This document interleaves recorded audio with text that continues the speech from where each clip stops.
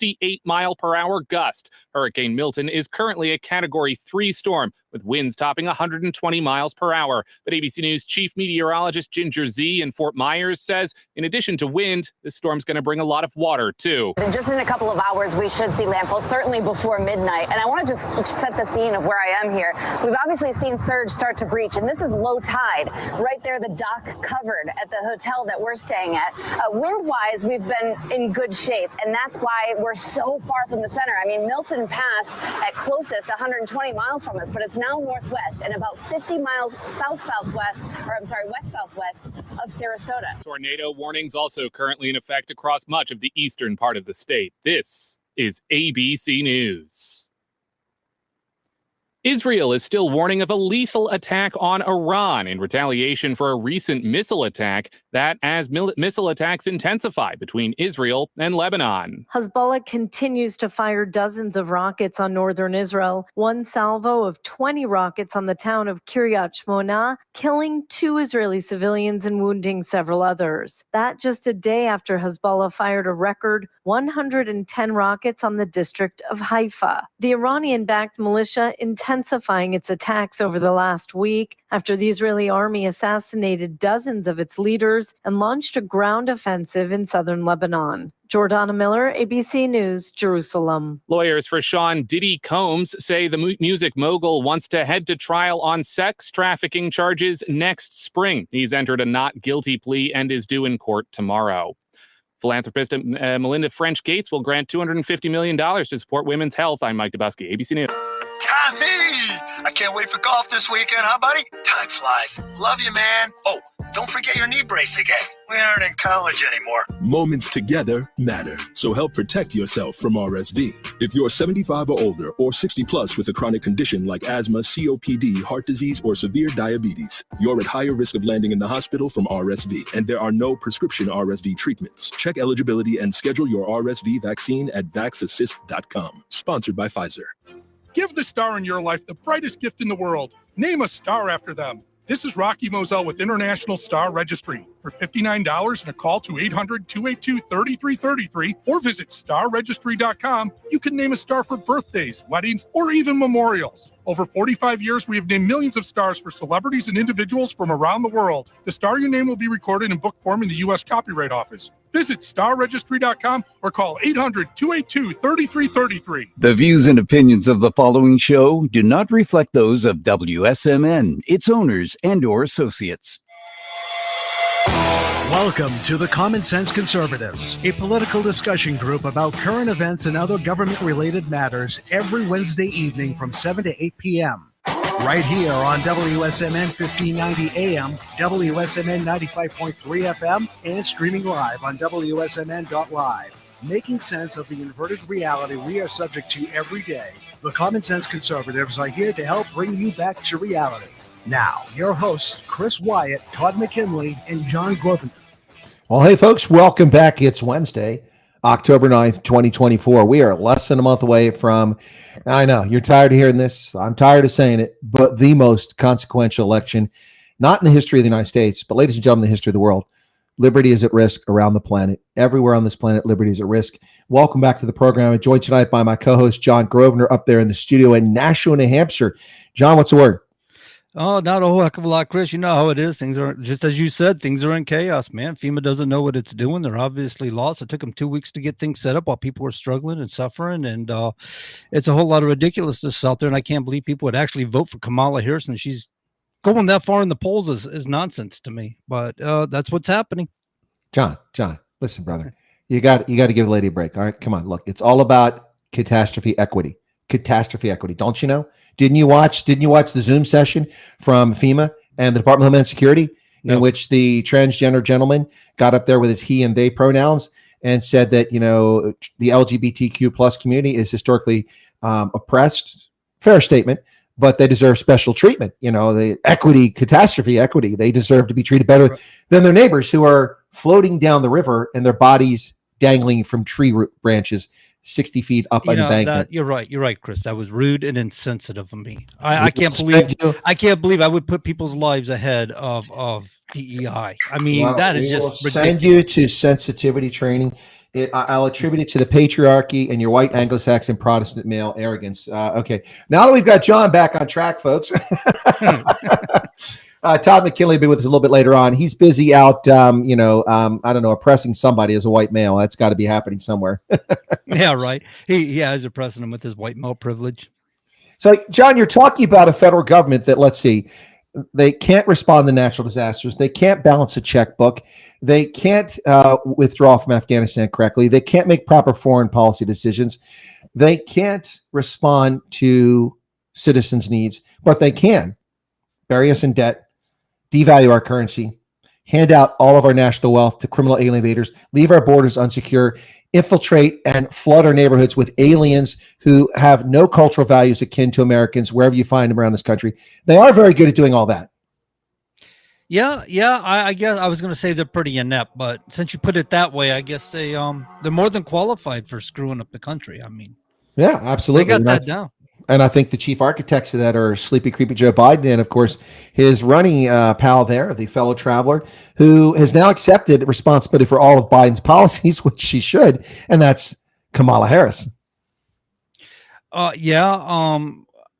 I see some Barack Obama behind this, and I was sitting there looking at FEMA, and it's so ridiculous to me, Chris, because they have something from way back in the day called logistics supply chain management systems, and that's well and fine. You want to keep yourself coordinated, know how to get the supplies you need when you need them, and get them there on site. Obviously, they can't do that, but hey, they got a program, but. They actually got something now since I think 2021. It looks to me like it went into effect in 2021. Transportation service providers. What that means is trucking carriers have to be registered with FEMA or they can't carry disaster relief. Well, listen, apparently when the federal government can't show up with military helicopters, can't get FEMA in, and ignores the needs of people in Western North Carolina and in North Georgia and in South Carolina for 10 days before anyone even begins to show up. Apparently private citizens using drones to fly around their neighborhoods, what's left of them, to locate survivors and help people be rescued and get relief supplies through. That's going to be banned by Mayor Pete. Mayor Pete has blocked us from using that stuff. It's insane. It is. Did you see that video? That helicopter pilot was rescuing people off the mountain and bringing them down where they can get supplies and fed and sheltered and fresh clothes. And he brought the wife down. He dropped his son off because of the weight and stuff, like they wanted to make sure for safety and stuff. He didn't want to overload his helicopter. Maybe he didn't seat more than two. I don't recall. But his son gets out of the chopper. He brings the wife down to the bottom there where they're all set up, and he's confronted and told, if you rescue anybody else, we're arresting you. He was literally told he was going to be arrested for rescuing. It's absolutely people, saving insane. lives. The federal government gets in our way. That's why the founders sought limited government. They knew the dangers of an oppressive government, an all overarching government that sticks its tentacles into your bedroom. Isn't it funny how leftists run around, my body, my choice. Yeah, well, it's my income, my choice. Hit the road, Jack. It's my life, my choice. It's my house, my choice. Hey, guess what? It's my Smith & Wesson. You better keep walking. So I've decided to agree with the left on that issue. They're right. It is their body and their choice. They got a choice between condoms. They can force a man to use condoms. They got a diaphragm. They've got what's that, EID? They've got the IUD. pill. IED. A little behind on your birth control methods there, John. Hey, look, I'm not the one that's got to have that inserted in. I'm just saying it's something out there that they put in there to prevent pregnancy. But I'm saying they got a lot of choices out. So yeah. They do have choices. Why do they have to rely on the worst possible choice ever? Why is it always after the fact? Why not preventative? What happened to prevent? You've been in the military. You understand how this works, right? Prevention is the best policy. Well, I think deterrence works better. A father with a belt scaring his kids not having sex. Right. Well, back in the days, Red Foreman and all that, when Dad was quick to whip out the belt and hand you the law real quick. Get me the strap. Get me the strap. Yeah, I remember those days. No, look, the government is an absolute disaster. It screws up everything it touches. It turns it all to dust, and then it oppresses citizens. It's unbelievable. They're very good at colluding, cajoling, and coercing tech companies into silencing Americans in violation of the First Amendment. Now, to be clear to the audience, private companies can censor you. You have no free speech with a private company. You have to adhere by their rules and regulations. But when the government gets them to do that at their behest, then government officials are silencing speech through a proxy, which is a violation of the Constitution's First Amendment. It's unbelievable. Right. And that's what's been going on for since the bureaucracy under Trump was doing that. Trump's eye was elsewhere, what with all the fake impeachments and things going on. But this, ladies and gentlemen, we have people who have yet to be found. Their bodies are entombed, encased in riverbeds, lake beds, in debris somewhere. We are talking about a death toll that will likely exceed well over 1,000 in Western North Carolina alone at the end of this. No one knows because people still aren't accounted for.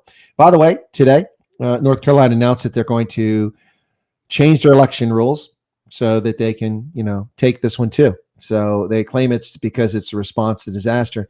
But we all know that that's a partially true story. They're salivating. So that's the one thing the federal government's probably willing to help North Carolina out with, and that's altering their voting and allowing for mail-in ballots and things like that. Look, to be fair, whole communities are wiped out. Entire places where people go to polling stations no longer exist. And probably some election officials and volunteers are also perished or homeless and have nothing and unable to perform their jobs. That said, there are far more effective ways to do this than North Carolina's decided to do. And I think they're trying to undermine the integrity of it. And meanwhile, Uncle Milty is here. Uncle Milty has arrived on the coast of Florida, West Coast. Gonna make landfall sometime late this evening or early tomorrow morning. At least it reduced down. What was it? A Cat 3, possibly a Cat 4. And they were talking about a severe Cat 5 a while back ago. So yes. Well, of course, you have to satisfy the climate zealots. This is all about climate change. It's interesting because Marjorie Taylor Greene tweeted some outrageous thing, if that's an actual quote, about her claiming that they were controlling the weather. And I agree with the Republican from Florida who said, that's nonsense. And he's a first responder and his previous affectation. No one's controlling the weather. So, I agree. So why are the left telling us that Marjorie Taylor Greene is controlling weather? And they're upset about it when for the past 15 years, the left has been telling us we're responsible for the weather. We're controlling the weather with our carbon emissions. You can't have it both ways. You can't call a nutter on the right if you've been a nutter on the left for 20 years. Well, wait a minute. No, fairness, they're not saying we're controlling the weather. They're saying we're affecting the weather. And how do you control the weather? By affecting it. You impact it. So it's not, it's 1 + 1 = 2 here. The thing about weather modification or controlling the weather, that's been a theory around for a very long time. There's been a lot of claims about that.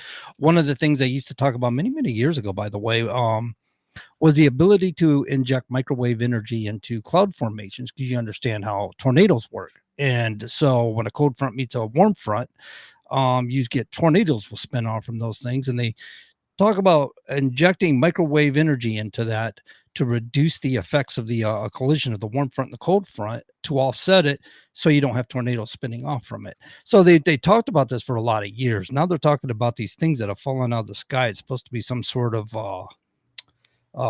crystals, or not crystals, something else. But anyway, and they talked about a program they had a long time ago where they dropped dry ice into some cloud formations and they do. It's called cloud seeding, and they've got stuff where they can try to make it snow more so they get better rainfalls and drier areas, drier climates where you need to feed farms and things like that.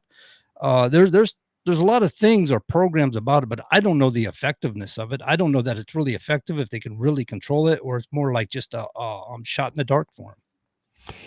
Yeah, well, I'm more interested in that microwave research about, how they use that to keep Joe Biden's brain functioning, and also how we can use it effectively in the halls of Congress. Well, I think it's electrodes for Joe Biden's brain functioning, but I think that too is a shot in the dark. Maybe it keeps him breathing and his heart pumping. Yeah, Joe Biden coming out speaking in the White House press room for the first time in his entire presidency. Can you believe that? It's the first time he's been out there. And he uses the occasion to spend 13 minutes telling lies and fairy tales, attacking Donald Trump, and calling Donald Trump a threat to democracy, when Joe Biden colluded with the genuine threat to democracy in the selected but not elected candidate nomination of his successor, the woman who called him a racist. That would be Kamala Harris. So Courtney here says Marjorie Taylor Greene said that Jewish space lasers are what's causing the California wildfires.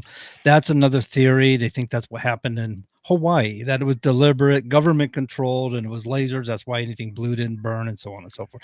I don't really buy into that or subscribe to that. I mean, when I see proof or evidence, hey, I'm on board. But until then, I'm kind of I'm leery about that one. That one sounds kind of weird to me.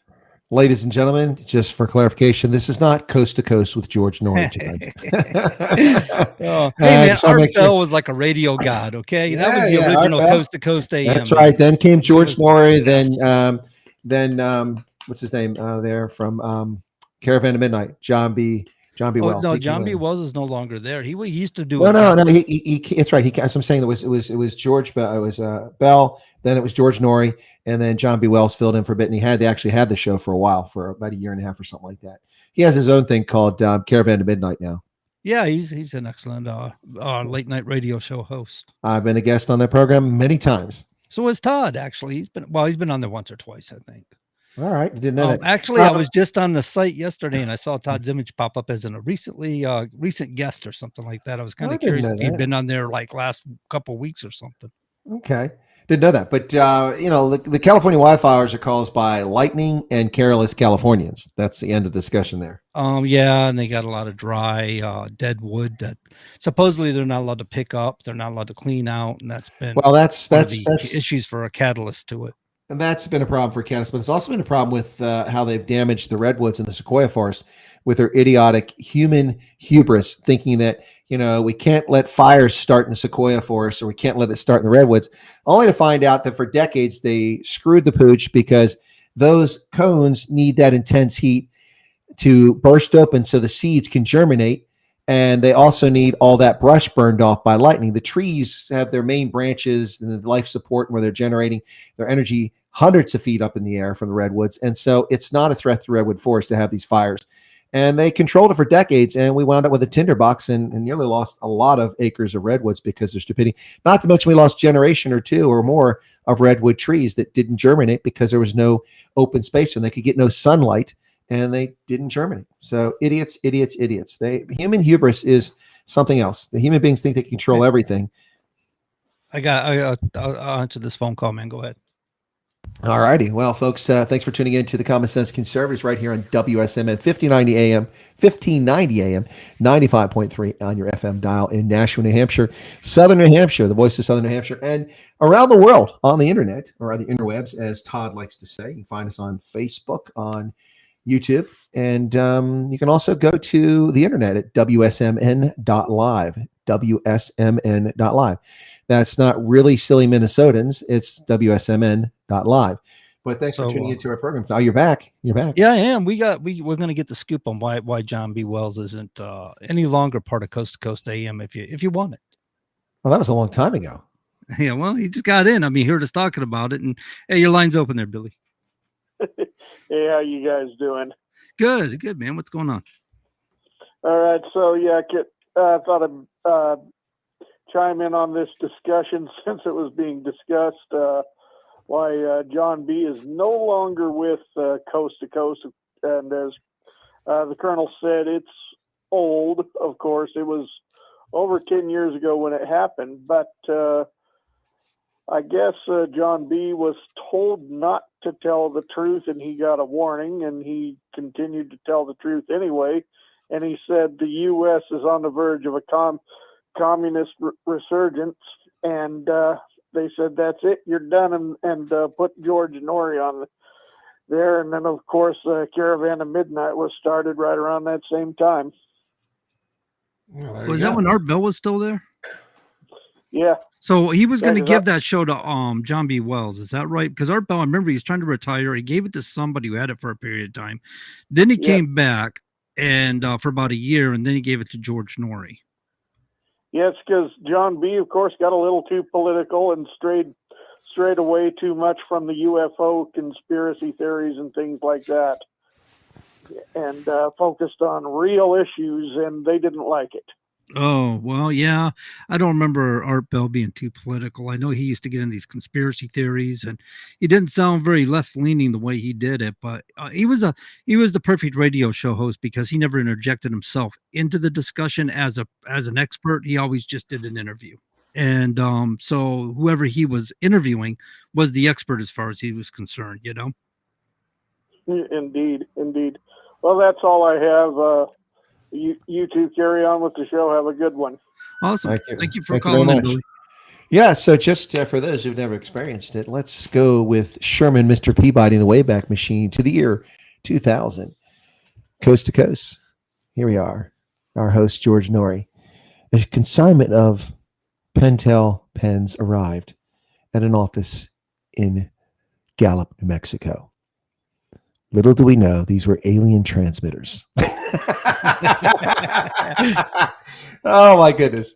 Oh, my goodness. Look, John, Courtney said something about asking us if we were saying Marjorie Taylor Greene is not credible, and that's not what we're saying at all. I never said that. I said that she was accused of that. I said I didn't subscribe to the idea. I think that's why, basically. But look, that was just my opinion, and whether there's lasers or not, I don't know. She's making claims to it. Look. I mean, right now you can't trust anything. We have the federal government and America's favorite Haitian lesbian, Jean-Pierre. We have her, and we have the federal government and Joe Biden and Kamala Harris lying, actually producing campaign ads, accusing President Trump and Republicans of lying about FEMA's response. They say that Trump lied, that there was no money. But it was Alejandro Mayorkas himself who was not misquoted, who was quoted verbatim last week in front of the podium saying that they had no funds for hurricanes, that money was gone. It is FEMA's own website that talks about spending $1 billion for criminal alien invaders humanitarian assistance. It's FEMA's website. They are trying to deny it. This is where the information came from. It didn't come from Republicans making it up. And right now they're running around and running ads. You can't believe anything they say. There are total liars. Nothing coming out of the government is factual. It's all propaganda. They have no idea what they're doing, and they have no shame. They're spinning everything and accusing their opponent of the thing that they're actually doing. It's the same thing here in Pennsylvania, where McCormick is running for the Senate. And CNN ran a hit piece today in conjunction and collusion with the Casey campaign. By the way, people ask me on this program and on my radio program, or on my other broadcast program, last year I said, so you got Uncle Fester, that's one of your senators. Who's the other one? I said, I got to think for a second. I think it's still Bob Casey, but I won't know until the election season starts, because that's when you usually see him crowd out as like Puxatawny Phil. He pops up and goes, 6 more years. Bob Casey is lying about Dave McCormick, talking about him being a hedge fund manager and about how evil and how they shorted all these companies in Pennsylvania, which is a total lie. The hedge fund that he ran shorted companies, a basket of companies. He shorted industries, and shorting people is not an evil thing. It's an investment. You're taking a risk by borrowing stock, and you have to pay the stock back. If it goes down in price, you make money. If it goes up, you lose money. And people long. You buy stocks for the long term. It's just the opposite of that. And his hedge fund actually spent 83 to 90 plus % of their funds buying long-term stocks, not shorting stocks. It is disingenuous. There's nothing coming out of Democrats that's even remotely credible, including the stories that are leaking out for Democratic circles about how concerned they are about Michigan and how concerned they are about Pennsylvania and Philadelphia, and that the polls are going against them. The polls are going against them, but don't believe it. Don't believe what they say. Believe what you see. Believe what your lying eyes show you. No, yeah, we've said this before on the show. If they're in action, they're fraudulent. If they're talking, they're lying. That's all the left does is makes up stories, and they stick with the lies. I mean, we still hear Hillary Clinton. That's already been proven wrong time and time again about Russian collusion. It's like, how many times this lie that we already know is a lie? We still haven't seen anyone in the media fact check Kamala Harris's endless parade of lies during the debate. The first one that comes to mind is Donald Trump has filed for bankruptcy 6 times. That's a factual lie. I mean, that's factually incorrect. That's a lie. He's never filed for personal bankruptcy. That's a total lie. Wait a minute. It's a fiction. They would give you misinformation? My point is not a tolerance to misinformation. No fact check, but interrupting. Yeah. And I love the response to JD Vance when they tried. There's no such thing as actually there's. And it's this whole nonsense about no state in the country allows children to be aborted after birth. That's actually not true. A couple of them do that. I remember in New York State, they were standing up there in their legislature with tears in their eyes when they smacked the gavel and the bill passed, allowed them to terminate a child when it was born. Unbelievable. They're sick, ghoulish people. And then they lie about debates. Folks, this election is not about abortion. Stop making it about abortion. This election is about the destruction of global order, the destruction and the abrogation of liberty, the collusion, the coercion, and the cajoling of the federal government to silence their opponents through tech companies, which are very powerful, the misuse of the media in influencing our election and stealing our election. That's what's going on right now. And you know what? Every time they try to get Kamala Harris, an edge, they screw it up because she's an idiot. She's a blathering idiot. She can't string two thoughts together. It's unbelievable. Did you see the one the other day where she got lost when the teleprompter froze? Yeah, she kind of meandered. She did Obama. She didn't know what to say. She was looking around, scratching her neck, going, let me just tell another long-winded nothingness story. We're going to do it. 32 days. 32 days. Yeah. Oh my goodness. Now I remember Barack Obama and people telling me overseas how articulate he is. I'm like, are you high? Have you ever seen him go off script when the teleprompter's off and he tries to just speak from his heart? The guy's evil. He just has a dark soul. He doesn't know what he's talking about. Barack Obama is one of the least bright people out there. He's just clever at doing mischievous things. He's a grifter. He's very good at what he does. He's a very good grifter. Absolutely. 100% grifter. Yep. Now look, it's I don't know what to tell you about lasers from space. I know about woodpeckers from space. I don't know about lasers from space. No, I don't know. Like I said, I'm not saying she's credible. I'm not saying she's not credible. She's in a better and superior position over me to know whether there's lasers in space being used like that. Or she could have just got caught up all the way Trump did in the debate about they're eating the pets, and there's no proof to it, but he made the claim, and it's just one of those deals. And then there's people coming out saying, yeah, Haitians do eat cats. Well, it all stems from people saying their pets disappeared, and that it took a life of its own. You have to run things down. So I didn't repeat that story, but look, I mean, little Timmy Walt's stolen valor is allowed to forgive the fact that he celebrated going to communist China and the oppression of democracy and liberty. And, he lied about it. He said he was there during Tiananmen Square, and he didn't. And he's, just a knucklehead, and he gets away with it. So why can't Trump get away with misstating what happened in Springfield? Sorry about that, Todd. I did not see. I've been looking over here for you, but it doesn't overlap. So yeah, something doesn't show up there, John, because you're sending me text messages at 14 after, and I'm on air talking. You're like, I'm waiting on you. Yeah, that's all right. Yeah, no, I was just waiting on standby there, listening to what you guys were talking about, and yeah, I don't think that there's any of these major cloud seedings going on. Everybody talking about. It reminds me of watching G.I. Joe in the 1980s with the Cobra and their weather dominator and all this stuff. I'm seeing it on social media, like crazy. I've had to ignore several people, block a few people, or actually stop following them. Actually, just because I don't want to see any more nonsense of it's cloud seeding, it's the government's doing all this stuff. It's like you're giving your government way too much credit. You're giving science way too much credit. Yeah, if you ever worked in this government, you would know better. There goes 50% of our audience, Todd. Thank you. You just chased off 50% of our audience. No, listen, this government can't launch rockets. We have to rely on Soviets or now Elon Musk. We can't rely on Boeing. We've seen that. Right. Now has the government and scientists in the past, universities, whatever, done experiments? Absolutely. There's been experiments and all this stuff. So I think we give our government way too much credit whenever we say they can do all these great grand things, but they can't run simple everyday things. And, they can't balance a checkbook, Todd. Right. You can't balance the checkbook. Okay, well, wait a minute. Do you think that there's some sort of what's it called? Darn it.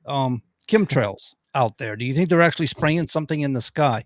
No, that's the vapor exhaust from jet aircraft. That's naturally occurring. Right. Yeah. To see a jet aircraft that high and you see the condensation come off of it, then to say, it's chemicals like Delta Airlines or American Airlines or Spirit or anything. Yeah, they're up there polluting the world for us. Why does it never dissipate? It does dissipate. Contrails it's gone in moments. It does not. It just keeps spreading. It dissipates. If you watch all that water's coming together in one area, and that's why you can see it, and then it dissipates. So like a big cloud, it kind of rolls. At 34,000 feet, the temperatures. At 1980, looking at the sky, you can see a plane going by, right? And you see the water vapors coming off the wings and stuff like that. Still it would leave a trail so much distance behind the plane, but after a while it would dissipate, disappear into the sky again. It would just absorb back into the sky. They still do. And nowadays, this stuff, man, just like clouds blowing around. It doesn't go anywhere. It just spreads out and turns the sky more white than it is blue. At 34,000 feet, the temperature is below 100 degrees Fahrenheit. And the chemical reaction of that warm exhaust coming off, mixing with water vapor and ice, connecting with dust that's in the atmosphere. By the way, one of the reasons why the Midwest, that's what it is. It's condensation. Do you know one of the reasons why the Midwest is so fertile, why we have such good soil? It's not simply because of millions of years of soil buildup. That's part of it. but the United States is fertilized by minerals that are swept up in the stratosphere from the Sahara Desert. Yep. And it blows across the Atlantic and comes across the U.S. and fertilizes our fields, something people didn't even know about 2 decades ago. Right. And so when that stuff gets that high and it comes over here and makes our land fertile, you got to think about the impacts. That's why the hubris of humans in this, their religion of climate zealotry, which is what I call it. Listen, humans have an impact on the environment. Absolutely. Sure. I mean, I remember Love Canal. I remember the Cuyahoga River catching on fire as a kid. And I remember the Sicilian American pretending to be a Native American with a tear in his eye. I remember those ads. Good commercial, though. It's a good commercial, though. It's fake. It's brilliant. They great American Indians, didn't they? He did that little turn, and that tear was right there. It's like, oh, man, somebody put a little dropper right there. Come on. Talk about the guilt trip, huh? Yeah. Yeah. No, but I mean, look, that was an interesting time. I remember as a kid back in the 70s, you could get information from the Environmental Protection Agency shortly after it was created. So I was very conscious of the environment. I lived on a farm at the time. And so I'd order this stuff as free of charge. It'd come in the mail. And I learned about polychlorinated biphenyls, which go into transformers, and polybromated biphenyls, and how they are like forever chemicals, and they're almost impossible to break down. You get caught in your fatty acids, and how it gets in the water table, and how it can pollute people. I learned an awful lot. It was very useful, but you don't see me as a climate zealot. You just don't take a dump in your front yard, folks. You dispose of things properly, and we're okay. Yep, absolutely. And you talked about the way the climate is and the way the Sahara is. The reason it's so dry and arid is because of what we call the jet stream, if you will, the weather patterns. Is why it's so arid today. Yeah, 10,000 years ago, it was a very beautiful, lush area of the Sahara. In fact, there were still elephants and lions there in Romans' time. That's just a couple thousand years ago. Not even a couple thousand years ago. Yep, absolutely. Yeah, a couple thousand years ago. Yeah, but I don't give the government way too much credit that they just don't deserve. I mean, I've served 20 years in the Army. I served 6.5 years, actually 10.5 if you count my staff time at the White House.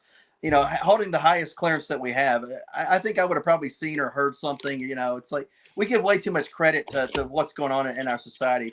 Reality is your government's really run by some 20s and 30-year-olds. It's not really elected or high level appointed officials. Yep.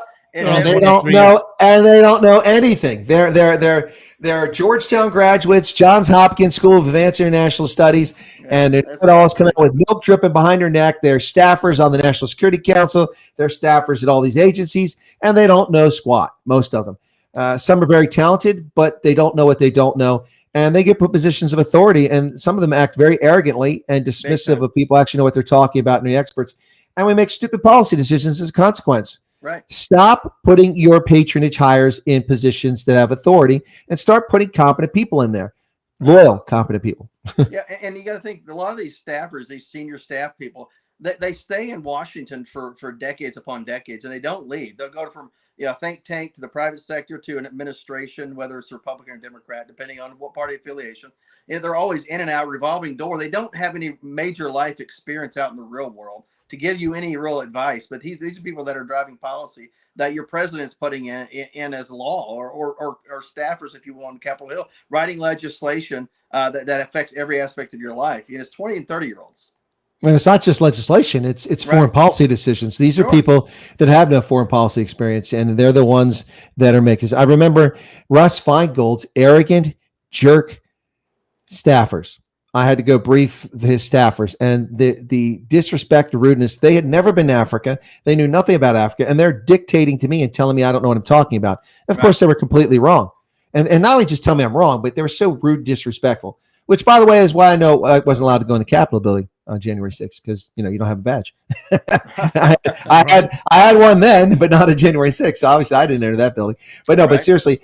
So folks, you are listening to Common Sense Conservatives, your weekly dose, your weekly jab, not the one recommended by Dr. Fauci and the evil gurus over at the National Institute for Health, but actually the ones recommended by Common Sense Americans, Patriots, right here on WSMN 1590 on your AM dial, 95.3 on your FM dial, and you can catch us on the internet at wsmn.live. Once again, that doesn't stand for wild and silly Minnesotans, but rather WSMN in southern New Hampshire, wsmn.live. My co-host every Wednesday night, Todd Grosvenor, in the studio there in Nashua, New Hampshire, and Todd McKinley, my brother-in-arm over there in East Tennessee, a place I'm sure is still suffering a bit from Helene. I'm sure you got hit with a lot of water over there. Yep, a lot of water still recovering. Going to be months and weeks. We had interstates actually wiped out in major parts. A lot of state routes and local roads, bridges washed out. People are still missing. Probably dozens, if not hundreds, of people probably still miss. I don't know the exact number right now. We've had a lot of local, state, and federal officials on the ground, mostly state and local people coming together, banding together. A lot of nonprofits coming out to help. But yeah, a lot of county devastation here in Northeast Tennessee for sure. And then, of course, to have people that are in power in Washington, D.C. to send, billions upon billions of dollars overseas and send pennies down here to Northeast Tennessee, Western North Carolina, and others. It's very sad and disheartening. And, leads me to believe that the person we're going to need to elect is not Kamala Harris, but is Donald J. Trump, because I can guarantee you some things are going to probably get done. And J.D. Vance was actually here, I think, a week and a half ago to tour some of the damage in Southern Virginia there with Governor Youngkin. And I think probably a few Tennessee state representatives were probably close by as well. Well, Trump was in Western North Carolina and North Georgia as soon as it was possible to get in there, and he was ahead of the administration by nearly a week. He was in there within 24 or 48 hours of the storm clearing, and brought relief supplies, bought a trailer of things, talked to Elon Musk to get Starlink, and then we're getting reports from Elon Musk and from others who are on the ground who are trying to get Starlink that the government is actively trying to prevent people from getting Starlink. And then we also know that Mayor Pete told people they weren't allowed to fly drones. You know what? You could shove it, Mayor Pete. You can take it. You can take this, not this job. You can take your nonsense and shove it. We're not here as your serfs. We are here as free citizens of this republic. And you serve at our pleasure and not for much longer, buddy. Yep, you got that right. Yeah, a few more days, and we're going to be seeing a true lame duck administration scramble for the door. That's for sure. All right, guys. Where are they going to land? Who knows, though. Yeah, well, they'll land at Netflix and K Street and the revolving door, the Brookings Institution, places like that. Yep, the revolving door. All right, so gents, it's November 9th. No, excuse me, October 9th. Excuse me. The election's right around the road. I am now very confident in an electoral tsunami. Not just a landslide, but I'm beginning to be convinced of a tsunami. We are seeing unprecedented things here in the Commonwealth of Pennsylvania. First off, record number of Democrats have deregistered as party members in advance of this election, and Republicans have surged a record number. In many counties here, courtesy of lots of people like Scott Pressler on the ground, we now have more Republicans registered in counties that have never had more Republicans than Democrats. Now, that doesn't mean necessarily a majority because you have independents that aren't registered as a party member. We've also seen lots of reports of mass defections of Democrats taking place in Philadelphia. I'll believe it on Election Day when I see it. But the reality is that Kamala Harris is in a lot of trouble. The path to 270 for Kamala Harris, in my estimation, and I do these election maps every day, is impossible without Pennsylvania. She can run everything else that she's expected to run and take the battleground states. Without Pennsylvania, she loses the election. Trump has a path to victory without Pennsylvania. It's harder, but it's possible. But she cannot win the election without Pennsylvania, and they know it. The Democrats and their PACs have spent $170 million in Pennsylvania. Trump and the Republicans have spent $150 million. Can you believe that?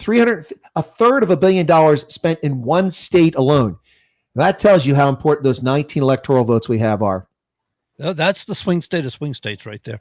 It looks like Trump may have Arizona wrapped up, and I say he's leading by like a point and a half or something.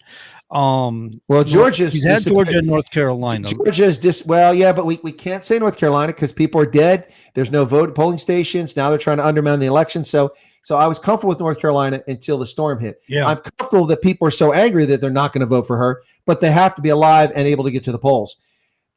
So North Carolina, but Georgia is gone. The Democrats can't take Georgia. There's no chance. Trump is so far ahead there, it's crazy. Michigan has trended in Trump's favor. Pennsylvania has trended in Trump's favor. Nevada is the one that Democrats seem to claim they're still going to get, but I don't see how they get Nevada with all the rich people out there that own casinos and own businesses. I went to Vegas Golden Knights. Everybody sitting around me was a multimillionaire. Everyone. I mean, they keep a small number of seats that aren't allowed to be season ticket holders so they can make them available. So, regular people can buy a ticket for $100 like me. But all around me are people, I own this. I provide slot machines to casinos. I have, I do the linen for hotels, and they're all multimillionaires. And then you have the service industry, which is what Vegas lives off of, the service industry. Those people don't want to pay taxes on their tips. They don't want to pay. And then you also got a lot of retirees out there, and they don't like paying taxes under Social Security. I don't know how Trump possibly loses Nevada in this election. So the Democrats seem comfortable they're going to get it, but I don't think so. So, yeah, I think Arizona is going for Trump. And I think we're going to see some interesting things. I would love to see what the rally looks like in California this week. And I think he's going this weekend to California. It's his first trip out there, if I'm not mistaken. Because when Biden was still in the race, with Trump never having gone to California, the polls were averaging 49 to 49, which is a shocker. No Republican has won California since 1988. Not a single Republican. And the thing is that, Trump's lost that state against Hillary Clinton by 5 million votes. 5 million votes, which was the entire difference in the election in the popular vote. So if Trump, now I don't know what it's like now. I've seen no polls since Biden left the race. And I suspect because Kamala's from there, and a bunch of wackadoodles, it's plus a lot of conservatives that fled the state, that they'll still win California. I don't think he's going to win it, but it would be interesting to see him do better in the popular vote out there. Well, right now in California, according to 270 to win, she's leading by 25.6%. That's on an average of 3 polls. Last poll was September 30th. So if she's winning by 25 points, it's like 62 to 38 or something like that. Tell you in a second here. It is her 59.3 to his 33.7. Of course, there's a little gray area there for the undecided. Yeah. Now, he's not going to win California. There's no way. But if he can gain a lot of votes out there to close the popular vote margin, because, they're going to riot in the streets if they win the popular vote but lose the election. So Sean asked an important question here, and this is the question of questions. Will they be using rigged voting machines? That's a concern, but I think Trump has put some plans as far as poll watchers and things like that. He's got his he's built teams and stuff trying to counterbalance that. Yeah, look, I'm a judge of elections here in Pennsylvania, a battleground state, most important battleground state, and we have Dominion machines. I heard a lot of stuff about Dominion. I'm not a fan of a lot of things, but what's not told about these machines, and now every state's got their own machines, their own different ways of doing it. What's not told is that there are paper ballots. The paper ballots are fed the machine, and all the paper ballots are retained. So manual count, and in fact, manual audits do happen, but not for everything. But a manual count is possible. All the data is stored electronically. It's stored in a compact flash. There's backup secure power supply, so it runs off a battery if the power's not working in a wall. And the whole thing is secured. There's serial number tabs. You'd have to have an awful lot of people colluding to cheat here. I can't speak for anywhere else. I'm just telling you here. I'm telling you, it's virtually impossible. Nothing's impossible, but I have complete confidence in that the votes that are cast in my polling station by over 5,000 voters potentially are legitimate, and I have no concerns about the authenticity of them. What I do have concerns about is the media falsely reporting a 99% return rate for a county when I know that only about a third of the ballots have been turned in. And the county doesn't have the vote total until we drop off the compact flashcards, the printed out tapes, and all the ballots sorted out and put up in bank vault sacks and all that. Then we drop it off at a central point, and it's taken to the courthouse. One of them is at the courthouse, another one's at like Department of Transportation. Then that stuff gets there. Then they have to open each of those up. Then they have to load them. They have to look at it. There's no way that 11:30 at night, when I've just dropped these things off at 10:45, that the media can say 99% of the votes in this county have been accounted for. It's impossible. Yeah. Because number one, they haven't even released or counted the absentee or the mail-in ballots, which don't get counted until the polls close. So it's just, look, the media, they're evil. Oh, evil. they speculate it. They're trying to run the law of averages, and so they run it like if somebody's been leading by so many points, they figure they're going to end with so many points, and then they'll call it even though the votes aren't finished. No, we saw that before. We saw that previous elections where they, like in Florida in 2000, they called the election for Al Gore, and the Panhandle was still voting because it's on a different time zone. Right. Shameful conduct. That was way wrong. It was way wrong. But you do look at certain counties and precincts that are kind of the bellwethers of which way things are going. And if they go a certain way, Republican or Democrat, you can kind of judge the entire state based on some of those models. No, I'm not disputing projections. You can make pretty accurate projections. What I'm disputing is news media saying that 99% of the voting ballots have been turned in and accounted for. That's wrong. When I have the second largest precinct in the entire county by a wide margin. Nobody has like more than 3,000 after mine. There's one larger down in York and then ours, and then they're all much lower. And there's no way, and I know because at the location. They track who's turned stuff in. I can see because I have to sign the log. And, you know, when only 1/3, now some of the votes went to the other or the other location, but there's just no way. And I saw that twice, 2 elections now. I came back and they're claiming 99% of the ballots are in. That's just nonsense. Yeah. They may be projecting that's what the result's going to be, and that's true. But you can't say the votes are in. Yeah, that I agree with what you're saying for sure. But yeah, just making a prediction is a different thing than what you were talking about. Sorry. All right. So after Pennsylvania, gentlemen, what do you think is the biggest challenge for Trump? What state? Which is going to be not the hardest, but the biggest challenge for him to win it? I would say Michigan. I'm with you. I'm tough. with you. Yeah, Michigan's tough. That was it. Yeah, I'm with you. Michigan's. It's hard to predict what's going to happen in Michigan because you've got a lot of angry Democrats, especially Arab Americans, particularly Muslim Arab Americans. Although a lot of the Arabs in Michigan are Christians that came, a century ago from Lebanon and Syria and Israel. So you've got a lot who are very angry about the Palestinian response from this administration, and some that just aren't going to vote. And then you've got a lot of auto workers who are angry, and you don't know if they're going to vote for Trump. But you've got a lot of inner city people who vote based on identity, white and black. So, she was leading them by quite a few points not too long ago. And right now it's Michigan's, she's only leading by 0.4% on an average of 7 polls. Well, here in Pennsylvania, Casey had a 58-42 lead. It's neck and neck now. It's 49-49 in the Senate race. Yeah, and this is where you got to get those rural precincts out to vote. You got to get the people that don't live in the large cities out to vote to counter the steal that can go on in some of those larger cities, if you will, because that's where Democrats make all their votes up right there, especially in a close election. It comes down to the wire. Voting, the polls have closed. They always find those votes in these large Democrat-controlled precincts somehow, and it's always just enough votes to get by, right? Well, in 2016, anecdotally, because I just come back to the States in 2015 from Africa, I traveled all over. So I traveled into Kentucky and Tennessee. I went to Fort Campbell, saw my brother down in Nashville.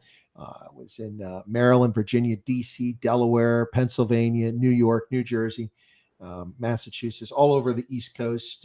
And anecdotally, I only saw 2 Hillary Clinton signs ever. I saw Trump signs everywhere I went.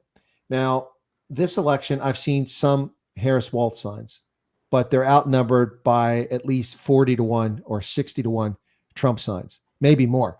So there may be some signs, but it's a very small number. And I'm talking about all over central Pennsylvania. So this is, this thing should be in the bag for Trump. The media are lying about the election, which could influence the outcome. It could actually change the outcome, but they're lying about everything. And they are giving her a free pass. They are not. I mean, look, Tim Walz is such a shady character.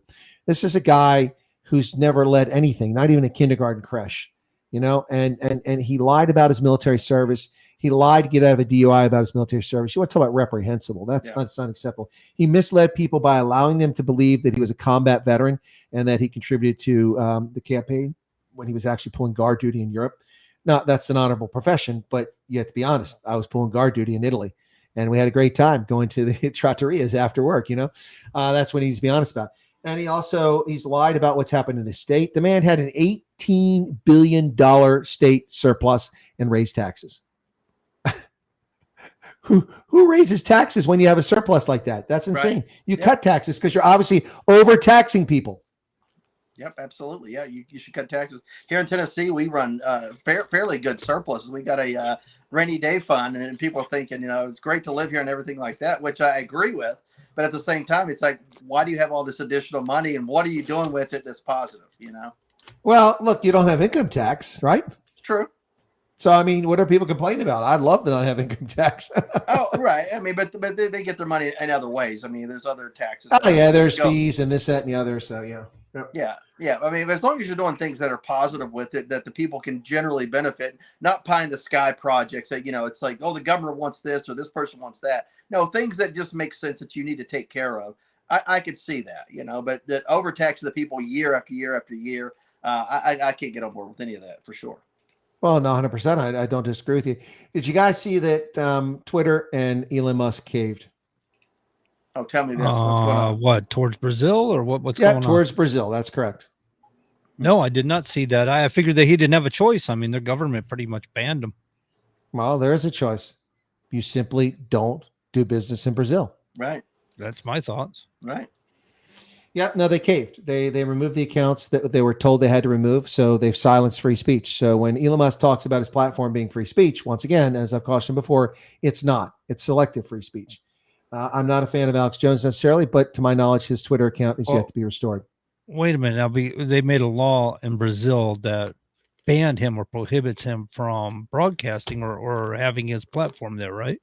Or doing business. No. Their Supreme Court justice argued that he was in violation of the law because he refused to remove accounts that the government said were not legitimate accounts. Who's the government to decide that? Right. Yeah, these are legitimate accounts basically that was needling the government. They probably had inside information that they didn't want out there, and that's why they did that. So you're saying Elon Musk now is doing business in Brazil since he did as he was told by their government. Correct. They stood up for a short period of time, and now they've caved. They've paid the fines. They've hired the lawyer they were told to be responsive to the government to take people's accounts down. So now X in Brazil, whenever they're told to by their masters in the Brazilian socialist communist government, will remove people in Brazil from using Twitter. So they caved. They caved. Yeah, reprehensible. That ain't right. That's not right. That's not, but they did it. And I've always warned people, look, I mean, Elon Musk, a fantastic, amazing guy.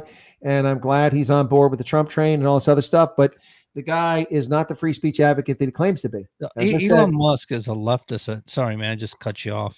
That's all right. But the internet does it to me a lot. It happens to you a lot. He was a leftist that he's come around, but he still believes in things like global warming. He still buys the leftist rhetoric on global warming. He doesn't really see it the way you and I do. Right, because he's not a true conservative and he's not a true libertarian. He's a wackadoodle who's incredibly brilliant. I mean, that's what most entrepreneurs, they're wackadoodles who are willing to take risk and have ideas and they're determined to follow through that most people don't have the courage to do. I mean, look, look at people in the past, Cornelius Vanderbilt, right? And look at Andrew Carnegie and the steel industry, and look at the Rockefellers and petroleum and all these other people who took things to the next level. Look at Heinz, but Heinz did it actually in a benevolent fashion for us, but that wasn't his intent. H.J. Heinz was trying to drive his competition out of business, and so you know how he did it? There were no standards for food safety. Heinz invented them, not the government. The government didn't invent these standards. H.J. Heinz produced a ketchup that was consistent, that was reliable, that tastes the same everywhere, and had a long shelf life, and had consistent packaging. And that had never been done before. And people trusted his brand. Long before the government came through and said you can have this many calories and you have to label it this way. It could shove that where the sun don't shine, U.S. government. This was the private sector self-regulating, and he did it not because he's a great humanitarian, but because he wanted to drive his competition out of business. And it worked. H.J. Heinz, 57 varieties, became the biggest condiment and one of the largest food manufacturers on the planet. Unfortunately, Teresa Heinz Carey, the African-American who married into the Heinz family, when her husband died, a senator from Pennsylvania, she inherited tons of that corporation and then sold us down the river to Brazilian companies. It's not even an American company anymore. Anheuser-Busch, owned by Brazil, Belgium. H.J. Heinz, owned by Brazil, Belgium. Kraft, owned by Brazil, None of these companies are American. Chrysler, owned by the Italians. None of these iconic American brands are actually American. What is Brazil, Belgium? What are you talking about? Because I thought Budweiser bought out by a Belgian company, but Belgian beer. AB InBev is a Brazil / Brussels company. It's flagged in both places. It was a merger of Brazilian and InBev. So it all started with InBev, and that was a merger of Brazilian and Belgian interest. And then they added other brands, and they became the world's largest, and they own Anheuser-Busch. So none of those are American brands. They're not owned by Americans. I was terribly disappointed when Budweiser sold out because you're right. It was an American brand, and I enjoyed the fact I liked Budweiser beer, and I pretty much gave up on them at that point in time. Then I went back to drinking it because I was kind of missing it. And then that whole thing happened with well, you know what happened. I don't have to tell you what happened. We all know what happened. Right. Yeah, no, look, I mean, our industry has been sold down the river by the people who run these corporations, and they did it over the objection of shareholders. Look, I've been a shareholder in so many companies over the years that I've been screwed out of. We had CanStar, which is a Canada-based company that produced Bauer skates for ice hockey and sticks, and then came up with rollerblades and all these other things. They were a fantastic company, highly profitable, growing by leaps and bounds. And then the corporate executives, I had shares that sold us out to Nike, and we didn't get anywhere near what we could have made out of the investment. I used to own Starter. If you remember back in the early 1990s, Starter was synonymous with football jerseys. And they're the ones who produced all the NFL jerseys and all these other brands. And that was bought out by Nike, if I remember correctly. And it was for a song. I used to own the Rainforest Cafe. And the guys who ran the company ran it into the ground, burying it in debt by expanding too fast. And then they got a sweetheart deal and a buyout, which frankly, if regulars looked at it, somebody's going to jail. But the regular shareholders like, I got screwed. Now, I didn't, because when it dropped almost nothing, I bought a whole bunch of shares. And then when it went up to a couple dollars a share that it sold out, it balanced out my losses. But a lot of people lost their shirt. And Rainforest Cafe is still in business. And at Disney and also in London and other places. So look, I'm cognizant of how this stuff works. It's really sad to see American corporations being sold out, from shareholders, being sold out from the employees, being sold out from America. And like I said, Chrysler, Anheuser-Busch, Heinz, these aren't American brands. They're foreign owned, every one of them, and many more. Chrysler's owned by Stellaris, which is an Italian company. What is Monsanto? Yeah. That's I could say it. Monsanto's American owned. Most of the agriculture companies are still American owned. It's the other things. It's the high tech things that they try to get their teeth into. We don't build chips in this country anymore for the most part. It's true. South Korea is the world's largest shipyard. Are we bringing that back? Well, look, that's a misnomer. I need to clarify, people. We produce a ton of computer chips in this country. We've got Micron technology based in Idaho. We've got Intel based in California, but with plants in New Mexico and California. We produce a buttload of chips in this country, and somehow that gets lost on people. The other thing is that people talk about our manufacturing sector has disappeared. It hasn't. The employment in the manufacturing sector is way down because of automation, AI, robots, all kinds of things. Just better technology. But the percentage of GDP, while it was much higher a long time ago, it's been consistently between 16 and 18% for decades now. So we haven't been hollowed out. We still produce a lot of stuff. The thing is, we don't produce a lot of the key cutting edge things that we need to. And in fact, we have to turn to Taiwan and Japan for many semiconductors that should be produced here, but they're being produced over there. And they're being produced over there by American interest. That's the shameful part. Selling us down the river. I think we keep our new technologies and stuff here, and our older technologies that we outsource them. Yeah, I think that's what's going on, because they got some kind of super semiconductors and stuff like that I think we produce here. Oh, we do. Look, and we still lead in world technology, but we definitely have some gaps, and we definitely have some serious problems here. Well, we have issues because we take our stuff over there and produce it over in China, and then they reverse engineer it and turn the screws to us. It's dumb. Well, yeah. What's your point? Yeah. Well, that was it. It's dumb. I kind of announced it right there at the end. No, I think you made your point. Look, why do we subsidize ethanol? Why do we do that?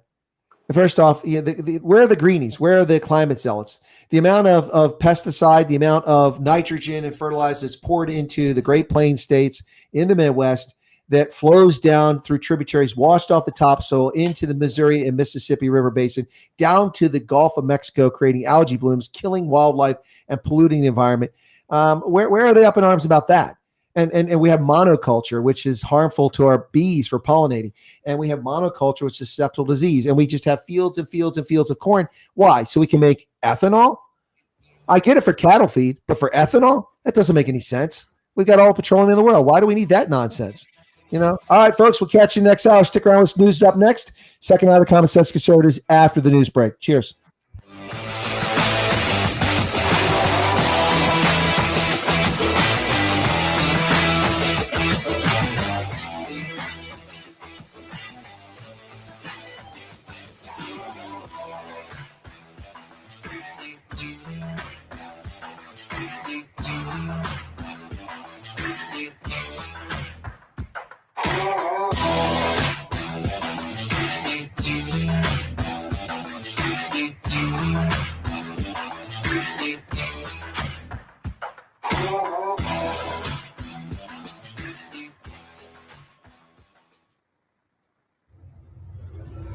WSMN 1590, WSMN 95.3 FM Nashua. Listen, watch, and stream at wsmn.live. This is a special report from ABC News, Hurricane Milton. I'm Mike Dubusky. Hurricane Milton is now about 35 miles off the western coast of Florida, expected to make landfall in just a few hours. President Biden at the White House earlier says he told the Department of Defense to pre-stage search and rescue crews as close to the storm as they can get. We've already approved emergency declarations for Florida. We have thousands of federal personnel on the ground. We've staged and are ready to go. We have 20 million meals, 40 million liters of water. Pentagon spokesman Major General Pat Ryder told ABC News about some of the other resources the federal government is readying. Capabilities they'll be bringing include things like high water vehicles, helicopters to support the transportation of commodities like food and water, search and rescue, and then as well as providing staging areas for logistics support. Milton is currently a Category 3 hurricane. This is ABC News. Could be a bad sign for Google in its latest legal battle with the Justice Department. Having won the first round in court with a federal judge ruling that Google is a monopoly, the Justice Department now signals it intends to force a court-ordered breakup of the company, possibly affecting Google's Chrome web browser and its Android operating system. The company responds, saying such a plan could have unintended consequences for consumers, risking their security and privacy, especially if Google is forced by the court to share user search data with competitors. ABC's Stephen Portnoy. Just in time for the holidays, Walmart is unveiling its own artificial intelligence, generative AI, augmented reality, and immersive commerce platforms. The retail giant says together, the technology will create personalized, convenient, and engaging shopping experiences. Federal Reserve is now minutes from the September meeting show officials debated whether to cut rates by half a point or a quarter. They ended up going with half. I'm Mike Dubusky, ABC News. Whether you own a local business or a global one, you're always looking for ways to position your operation to create opportunities and move on them faster. With Bank of America, you get access to experts, award-winning insights, and business solutions so powerful, you'll make every move matter, locally and globally. Visit bankofamerica.com/banking for business to learn more. What would you like the power to do? Copyright 2024 Bank of America NA. Oh no, stomach issues again? Stomach issues? Who are you? Your pancreas. I could be the real reason for your diarrhea, gas, bloating, stomach pain, or loose oily stools. I thought it was my stomach. People often do, but any of these symptoms could mean having a condition called exocrine pancreatic insufficiency, or EPI. With EPI, the pancreas doesn't release enough enzymes to break down food, but EPI is manageable. Use the symptom checker on identifyepi.com and speak with your doctor. That's identifyepi.com. Sponsored by AbbVie.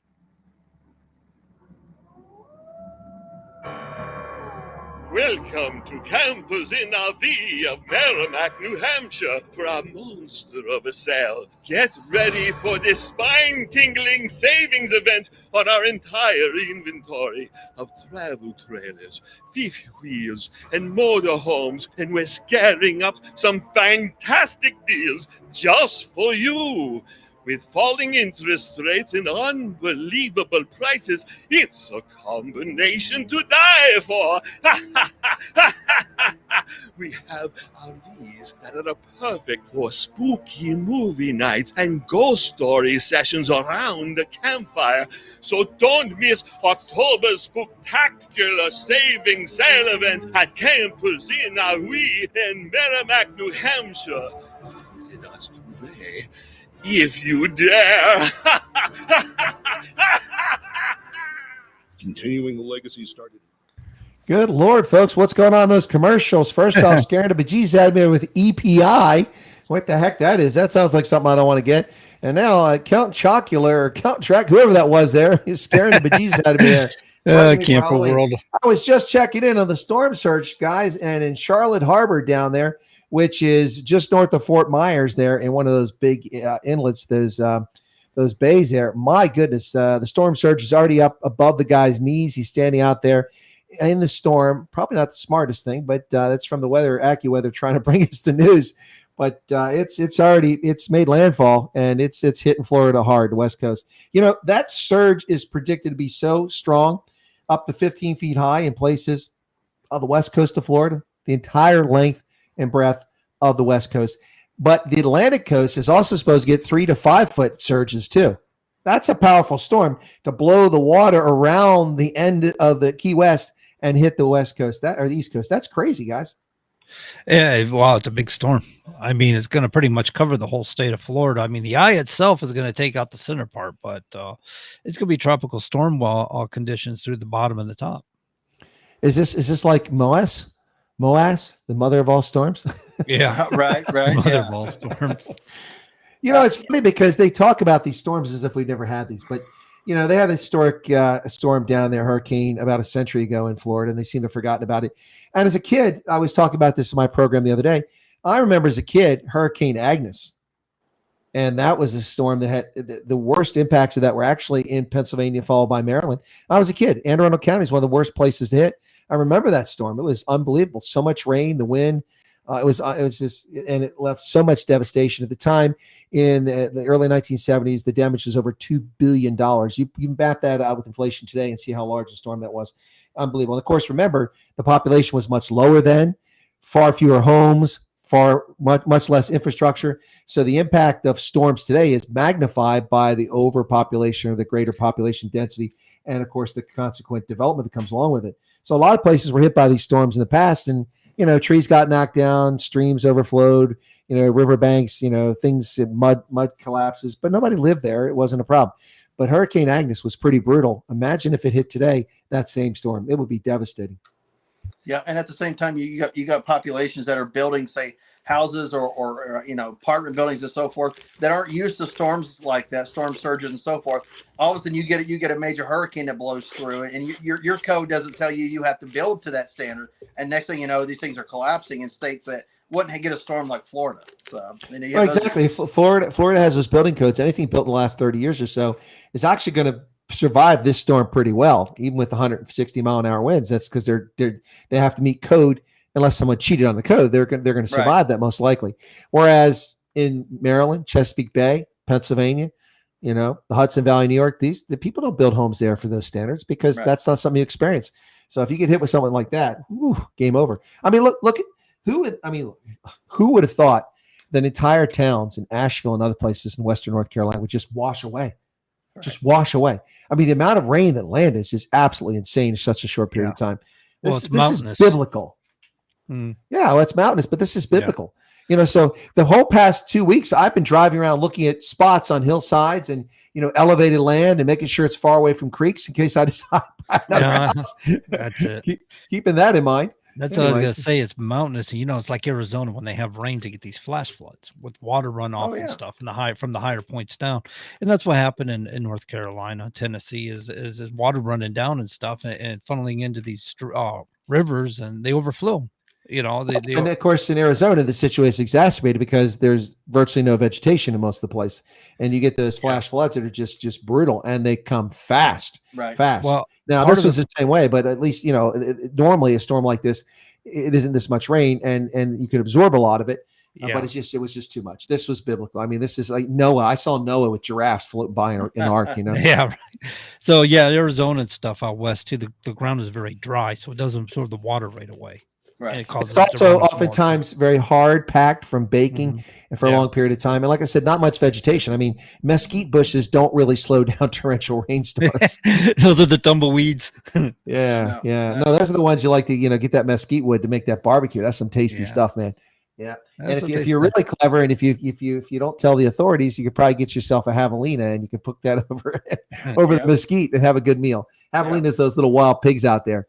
And there's a lot of them. I remember we're out there on patrol as lieutenants at Fort Huachuca. We had night vision goggles. We're looking around like, wow, eyes everywhere. Same thing I saw in Germany when I was a lieutenant. That was crazy. We went out to the MKT. That's the mobile kitchen. Todd would know what that is. You go out, you climb up in there, get your food handed over to you. They got the stoves and everything in there. And the MKT, it's a larger site. That was our battalion headquarters. Anyway, one of this other guy and I were on shift at night. We're both lieutenants. He said, let's go get some food because they have soup out there. So you can get food during the night and get some juice. So we walked out there, and he had night vision goggles. It was low illumination, but I can see pretty well in the dark, especially back then. So I said, you take the night vision goggles, and I'll walk without them because I can see. And we get back by the kitchen area, and he's trying to pour some soup, and he's like, what's that? I said sounds like some boar. Yeah. What do you mean boar? And he had turned off the thing and flipped up the night vision device because we're chatting next to each other. And, the mobile kitchen is aluminum. So there's a little bit of light reflecting off the moon there. So it's, a little bit of illumination. So he flipped it back down and he turned it on. He leaned down and he turned it on. And he jumped like 6 feet straight back in the air because there were like a dozen pigs right there. Scared the bejesus out of him. I'll never forget that. But How big did they get? Oh, they get big, man. They get big. But this was like a sow and her piglets, and there were like a dozen of them, and then there were a couple other pigs there. I didn't see any boars. They're probably around. You see them because those tusks appear. But no, it was they were looking for free lunch. That's what they're there for because they smelled the food. Yeah. Oh yeah. You gotta be careful. Some of those piglets don't know any better, and they'll come up to you. And next thing you know, mama runs up to you, and it's like you got to be able to jump higher than mama can move quick. Because the little ones are so cute. They got little spots all up and down their back, like a fawn, a deer. Yeah, they don't know they don't know that they're supposed to run with their mom, and they'll just like, oh, he's feeding me, and then here comes mom right back at you. Yeah. Yeah. No, that was actually that rotation was kind of a sad when we had someone that walked out in the dark, and we were in the southwest corner of Hohenfels, and there's some cliffs out there. People don't realize they're cliffs unless you've been at the bottom because there's trees up on the top. And it was cold morning, and I don't know if they slipped or whatever, but a soldier fell to his death. Oh, wow. Yeah, that kind of put a damper on the exercise. So that was 1990. Well, if you're walking around in the dark without night goggles on and you didn't see the boar, then I guess you probably didn't see the edge of that cliff. Yeah, no doubt about it. But I'm thinking, I look around before I set my tent up, make sure I'm not in a spot where vehicles can drive through. In the Gulf War, we lost, not us, but in our sister battalion or the sport battalion, lost a couple of soldiers, including a master sergeant who was driven over by a tanker, a refueler, because they put their sleeping bags down on the ground next to their vehicle. And they weren't using ground guides and low illumination during the conflict, and they drove right over and crushed them. What a horrible way to go. Yeah. Yeah, but that's absolutely right. Yeah, that's why you try not to sleep out when people are moving and stuff like that. You try to stay either in the vehicle or stay in an area that's designated for sleeping. Well, our brigade commander had been a Vietnam veteran, of course, at that stage, 1990. You still have the older guys that were in Vietnam. And his name was Higgins, and he was an infantryman back then. Now he's in charge of an armor brigade. And they called him Digging Higgins because everywhere we went, we had to dig a foxhole. And I remember as lieutenant, people grousing, going, "Why are we digging foxholes? We're in tanks. Isn't that a better protection than a foxhole?" Well, there's a reason for digging those foxholes, and one of which is that people aren't going to crush you when they're in the middle of the night, sort of thing. But yeah, no, it's you always have to think safety when you're dealing with heavy equipment and things like that. I mean, these are death machines, So that's why I always tell people that's why I don't drink and drive. Because a car is a deadly weapon. It's dangerous. Oh, absolutely. Being too tired and driving is just about the same as drinking and driving, too. And a couple of years ago, I went down to Houston and Dallas. I landed in Dallas. And, of course, American Airlines can't pull off any flight on time. So I arrived hours and hours late. And I got my rental car just around midnight, and I had to drive to Houston. Well, that's not a 5-minute drive. And I had never driven to Houston from Dallas before, so that was a new one on me. Wow, yeah. And that is a pretty straight stretch for a long way down there, and boring as all get out. I drove for about an hour. I'm like, nope, rest stop. So I pulled over to a rest stop, and I got myself a nap. I slept for about 45 minutes. I was refreshed, and I took off, went off. But, I couldn't help but remember that movie, Something About Mary. When I pulled over in the rest stop. And if you watch the movie Something About Mary, you know what I'm talking about. Yeah. Or did you find your Nepalese coins? No. I remember in that movie that the shrink said, rest stops at the gay bathhouse at the 90s. Wait, what? And all the spotlights come on. Yeah. That's waiting for somebody turn the lights on, man. Oh my goodness. Of course, I was also thinking it might be INS, looking for illegals. Put the floodlights on. Yeah, that's that movie is still so funny all these years later. Yeah. Oh yeah. My goodness. You guys ever heard of that ESG? Environment, social, governance, scoring scores. system. Yeah, Right. yeah. You told me the scores. That's what the Chinese are perfected. Yeah, well, that's the reason why we were talking about Dylan Mulvaney earlier. It reminded me of that because that's exactly what they do. Is they got these scoring systems on these corporations, whether they're suiting themselves to DEI and Right. social norms and stuff like that. So these corporations, to preserve their business and their social credit scores, are creating these DEI programs. They're True, being but coerced into it. But what's happened is with Robbie Starbuck exposing the Tractor Supply Company, that tide has begun to turn finally, at least the appearance of it. We'll see if it actually happens in substance. But the Tractor Supply Company, Harley Davidson, and several other major American corporations were caught with that nonsense. And Robbie Starbuck is good on Robbie Starbuck is really, and thank you, by the way, Todd, you got me for an interview a few years ago, but it was an odd interview. He didn't come on camera. He just came on the phone, but I need to get him on again. But Robbie really pushed this hard. And I think he did a great job drawing attention to it. I wish I had that kind of notoriety so I could, push agendas like that too. But Robbie did a great job exposing the Tractor Supply Company, Harley Davidson. And the thing is, once you get a little bit of that attention, then people send things to you and you get more news stories, you get more breaks. You don't have to dig these things up on your own. But Robbie did a really fantastic job mobilizing support against those companies. So I don't know if we turned a corner, but I think in the war against wokeness and DEI, we may have slowed the train down and it might be coming to a stop. You know how like the pendulum might start swinging back the other way? I don't think we started to swing back the other way, but I think we're coming almost to a halt right now. At least it appears that way. You'd have to work inside the halls of all these corporations to actually know if it's true, but certainly the public faces, they don't want to be associated with DEI anymore. And that in itself is a major victory. Yeah, it sounds like it. Yeah. Have you ever heard of this Pact for the Future? Yes. That sounds like that's going to be a dangerous issue. It is. Bunch of loonies. Yeah, absolutely. It's all United Nations BS, which is tied into World Economic Forum and a bunch of other things. And like this ESG thing, it's all, through World Economic Forum and United Nations and all this nonsense. And now they got this Pact for the Future. I haven't gotten to too much details on it yet, but it's all about getting and the United States is on board with it. Apparently Blinken was over there at the summit here just last month, signing us up for it. And so basically we're supposed to be creating these treaties now. And this is something listeners need to be paying attention to because you need to contact your members of Congress about not signing off on these treaties because they have to go through Congress. And we need to get on their hind ends about it. I don't know if it'll work or not because Congress has this great skill of ignoring their own constituents and getting away with it because we keep voting them back in. But we need to start getting on them about these issues and looking into these things because we're getting into this new world order. In which case they want to collect our sovereignty as a nation, which they can't rightfully or legally do because we have a U.S. Constitution that's the supreme law of the land. Treaties don't supersede the U.S. Constitution, but it is part of the supremacy clause. But I don't think that we can ever surrender our sovereignty. Well, we certainly should be trying to surrender our sovereignty. That's crazy. Exactly. But people need to wake up, man, and stop voting to the left because these wackadoodles on the left. That's exactly. And we got rhinos. And I'm sorry, but some of these rhinos are leftists.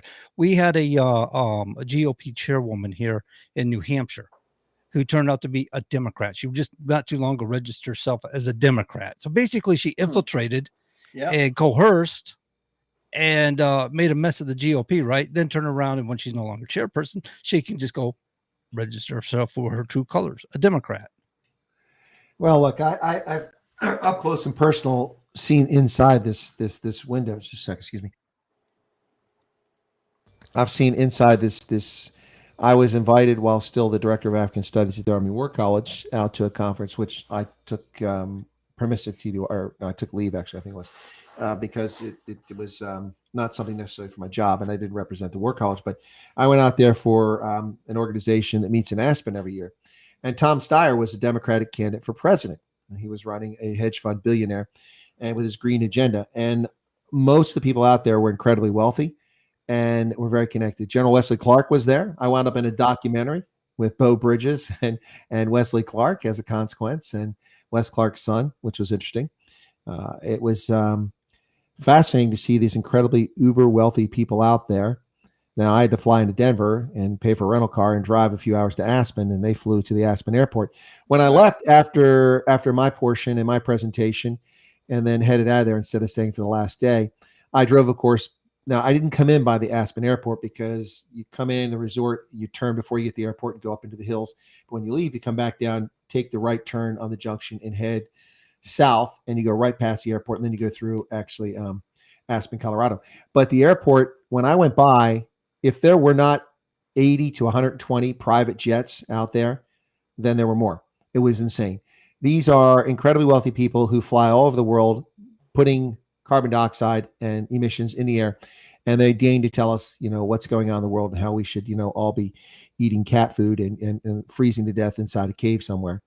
No, it's amazing how the hypocrisy of the political left. It just shocks me. Not so much anymore, but I had never seen it up close and personal until I got invited out there. Look, for me, it was a great experience. I mean, I was exposed to an awful lot of interesting people. And I knew one thing for sure.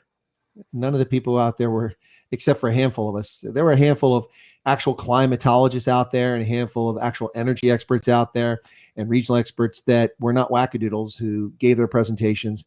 And we were listened to politely and people listened and they'd have objections to it. But, if you sat around people, they were voting left no matter what, to their own. They would ride that roller coaster right into oblivion. They don't care if they look down and they see spikes at the end of the rail. They'll ride it right into the spikes. It's just possessed by leftism. It's crazy. Yeah. And which conference were you at by chance? It's ARA. What's the name of that thing? I can't think of it. The alternative energy. I have to look in my mail. I get invited to it every year, but I mean, I'm not going to anymore. I think the biggest issue we're dealing with when it comes to leftist issues is things like the World Economic Forum is developing economics. All these people want to be involved because they want to be part of a winning team for economics. They you described earlier, uber wealthy. They want to be phenomenally rich, phenomenally wealthy. So they want to get involved with the programs. Mm-hmm. And in fact of the matter is, these are the programs that are choking out the American people. These are programs that are choking out working class people across the globe. Right. Yeah, and I think they're designed to. Yep. But yeah, I've been out to Aspen a couple of times with the American Enterprise Institute whenever they've had their conference. Yeah, I know them.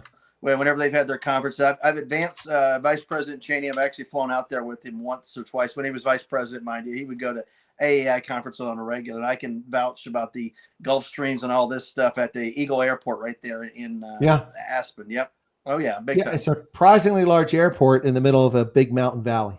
Yeah. Oh yeah, and like you said, there's a lot of ramp space for private aircraft for sure. Oh yeah, and there were a lot of them out there. I had no idea that. Look, I knew that there were going to be a lot of people like that out there, but I mean, I didn't see them come in. I just was up there in the resort, which didn't have snow yet because it was still. I think it must have been like August or something like that. Yeah, that's around the time they have them. Yeah. Yeah, so it was a fascinating event, but Steyer was there, and he was running for president, and he was funding his own campaign. He's a billionaire. Anyway, I listened to him, and I'm like, dude, I don't know how you became wealthy. You clearly know what you're talking about. Yeah, and some of these people you luck into some stuff, and they get a big win, and they just parlay that into a couple of things, and it pays off for them. Then a lot of times they use other people's money that they gamble, and of course, if it pays off, hey, they make billions of dollars, they pay that back. But if they can go get by without using their own money, they will absolutely. And there's a lot of loopholes for people that are very wealthy to take advantage of for sure, and it's perfectly legal, by the way.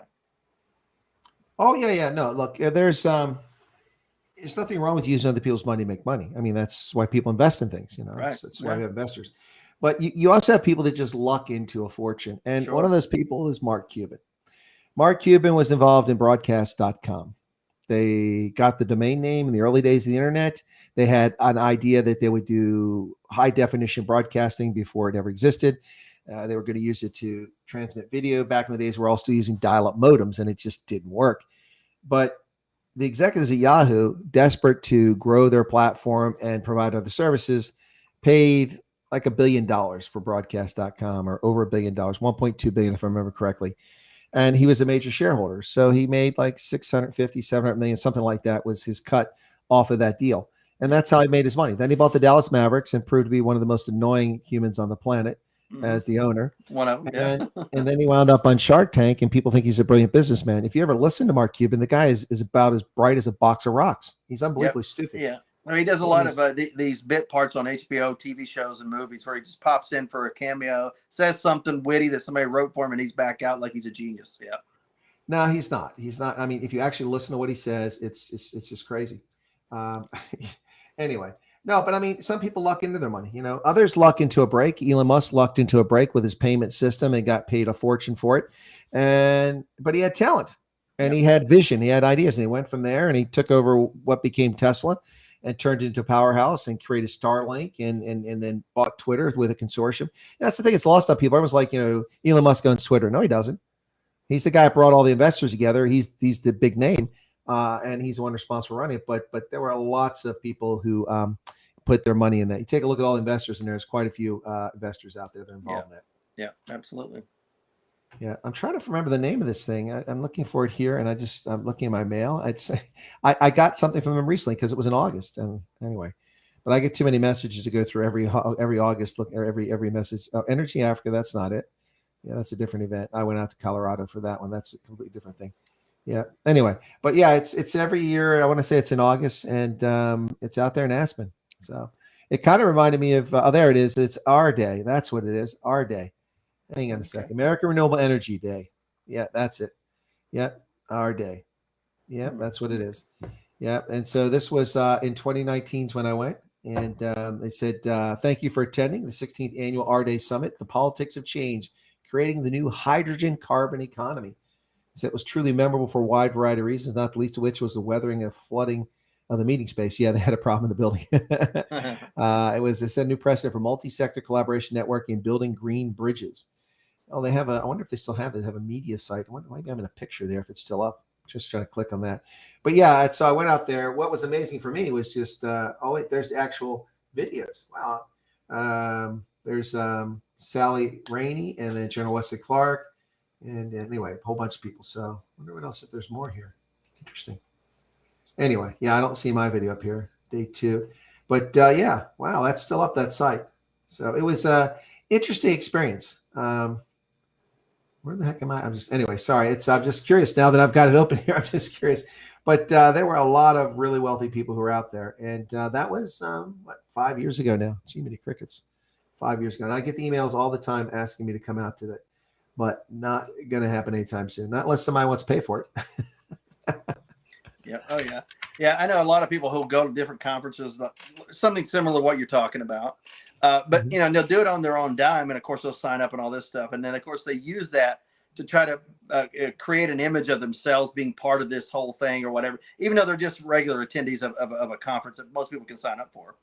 Yeah, absolutely. But they try to play that to bolster up their resume, their CV, or whatever you want to talk about.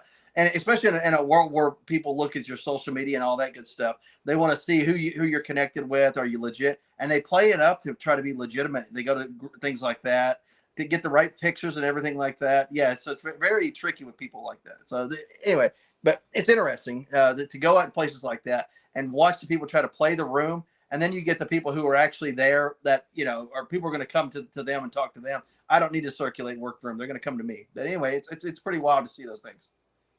No doubt about it. It's definitely interesting stuff. I tell you, I had not a similar vibe, but in some ways a little bit similar vibe with conservatives, which was a little off-putting at CPAC when I went down there a couple of years ago. It was there's a few people in the conservative crowd that are just like those leftists in their ego and their opinion of themselves. A lot of them, yeah. And then a lot of really genuine people. So I met with Scott Pressler down there, and Ivan Rankin was down there. I think he's less well known than other people. And then I also met Kevin Sorbo when I was there. And then Kevin Sorbo came on my program after that. He came through with the interview he promised. I met Dr. Malone was down there. I met him. And then I think I told you guys this before at the event, and afterwards I was, when Trump spoke, I went up on the stand back with all the cameras. Yeah, and you got one. He's like, look at those fake media back there. Look it up. And all the people in the back room know it's just show theater. And they all look at us like, oh, we felt bad for us, because they know that almost everybody back there with a camera in their hand is actually a conservative. Right. So, yeah. It's a shtick, man. It is a shtick, yeah. Hey, that's what I wanted to say. Listen, hey, folks, this isn't what I want to say, but we have to say it because it's that time. You're listening to WSMN, 1590 AM, 95.3 on your FM dial. The Common Sense Conservatives coming your way every Wednesday night from 7 to 9 p.m. That's 1900 to 2100 for those of you in uniform. and those of you in the Scouts. But we come and give you your weekly dose of common sense. You know, that jab that Dr. Fauci doesn't want you to have. He wants you to have that other one. No, not the monkeypox jab. Wait, is that racist? No, it's not. It's the Wuhan flu and monkeypox. Anyway, if we're going to call it West Nile fever and Rocky Mountain spotted fever, we're going to stick to that. And Ebola, you're going to stick to it. Lassa fever. It's what you do. You name it colloquially after the place was first noticed in abundance. You know, it's interesting. They talk about monkeypox being racist. I never really thought monkeys were the same race as us. And then they also, oops, my connection. Am I still there? You're still here, man. We hear you. It just okay, froze up a little bit. Yeah, it's saying connection lost. But you know, they say monkeypox is racist, but they don't say anything about Marburg virus, Marburg filovirus, which is in the same family as Ebola. Very devastating hemorrhagic fever is not from Marburg, Germany, a beautiful medieval city. You know, it's actually from Uganda, DRC area, Burundi, those places like that. And that virus was transmitted to Europe by a Belgian doctor who flew up there for a medical conference back in the 1960s. And the first place it was ever really noticed was in Marburg. Therefore, it was colloquially known as Marburg virus. And so is that racist against, white Germans? Because, they didn't invent the virus, if monkeypox and Wuhan can't be said. But anyway, that's not what I want to talk about. What I want to talk about, I've already forgotten about it already. That's a senior moment here, folks. Crept in. I went down too many rabbit holes. It was something I wanted to share. It was important. I think you wanted to say every time they refer to us as having white privilege, that is a racist statement. Yeah, I do want to say that, but that's not where I was going. I know. I just thought I threw it in there while you were trying to collect your thoughts. It might take me a little bit longer there, but there was something at the break. I was just before I announced what station we're on. I want to say about, but that really slipped in there. Anyway, that's embarrassing. But hey, as long as I don't remember who to vote for on election day. Senior moments happen. Absolutely. Yeah, they happen to Joe Biden pretty much every day, don't they? A continuous stream, every 6 seconds. Continuous stream. And didn't you like it whenever she was supposed to be speaking at a rally within like a minute or two? He stepped out at the White House press briefing room and started speaking, completely undermining everything she was going to say. Said that, she's a part of every decision. It's like, is Joe Biden really trolling, trying to he is. He put on a Trump hat the other day. Yeah. It seems like he's trying to undermine everything she's trying to do. I thought that was a meme until I found out it was actually real, that he put on a Trump hat. Did he really? So wait, basically he's endorsing Trump, just undermine her, or what's going on here? I don't know. I think it was joking around, but yeah. He was taking a picture with a bunch of kids, and they all had Trump shirts on. Some of them had a MAGA hat. And one of the kids, I think, gave it to him just jokingly, and he just kind of pretended like he was putting it on. But that's funny. Idiotic move to do that, because somebody has a camera, they're going to take a picture and they're going to use it. Yeah, look, Joe's stupid, but sometimes he's sly like a fox, and I think that was a sly like a fox moment. That reminds me of that time when he was giving the interview, and at the end the kid goes, "Let's go, Brandon." He jumps up, "Yes, let's go, Brandon." His wife's like grabbing him, trying to pull him back down, like, "Don't suck into that." Yeah. Well, I love how the fake news, when then they did that at the racetrack, and they're like, let's have Joe Biden, and they're like, hey, they're saying, let's go, Brandon. It's like, I'm standing here in front of a mostly peaceful protest in Kenosha, Wisconsin. And a car is on fire behind you, by the way. A car, the entire dealership was on fire. Yeah. So it's like there's a fire, mostly peaceful. Yeah, when they walk by you and they're not bashing somebody's brains in or busting out a window, they're peaceful in the moment. It's whenever they're actually busting out windows and burning cars, that's when they're not peaceful. I think we're missing here is they're peaceful with each other. Yeah. You and I, not so much, but no. I don't know. That's that's that guy. I've never seen him again. It's interesting. I remember a few years back, David Webb was on his show in the morning, and this up and coming leftist social media phenomenon, this black woman who doesn't know, her fourth port of contact from a hole in the ground. Yeah. She comes on the program. I was actually listening to the program live that morning, and I fell over.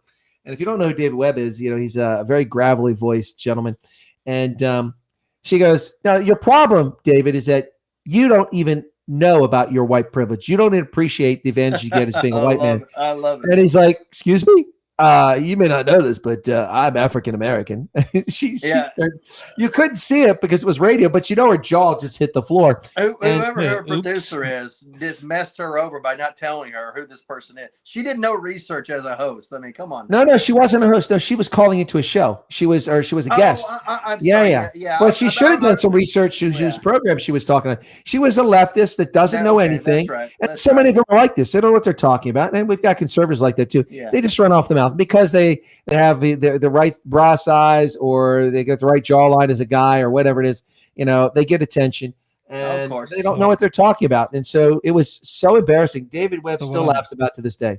What I'm hearing is that she was losing the argument.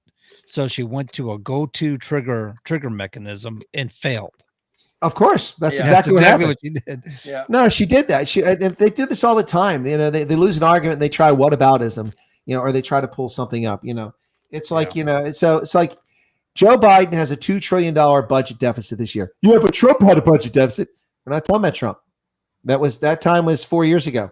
And you had your say. Now we're talking about this year. This is the largest projected annual budget deficit in the history of the country. Trump never had a projected annual deficit. The reason he had a huge deficit is because of COVID.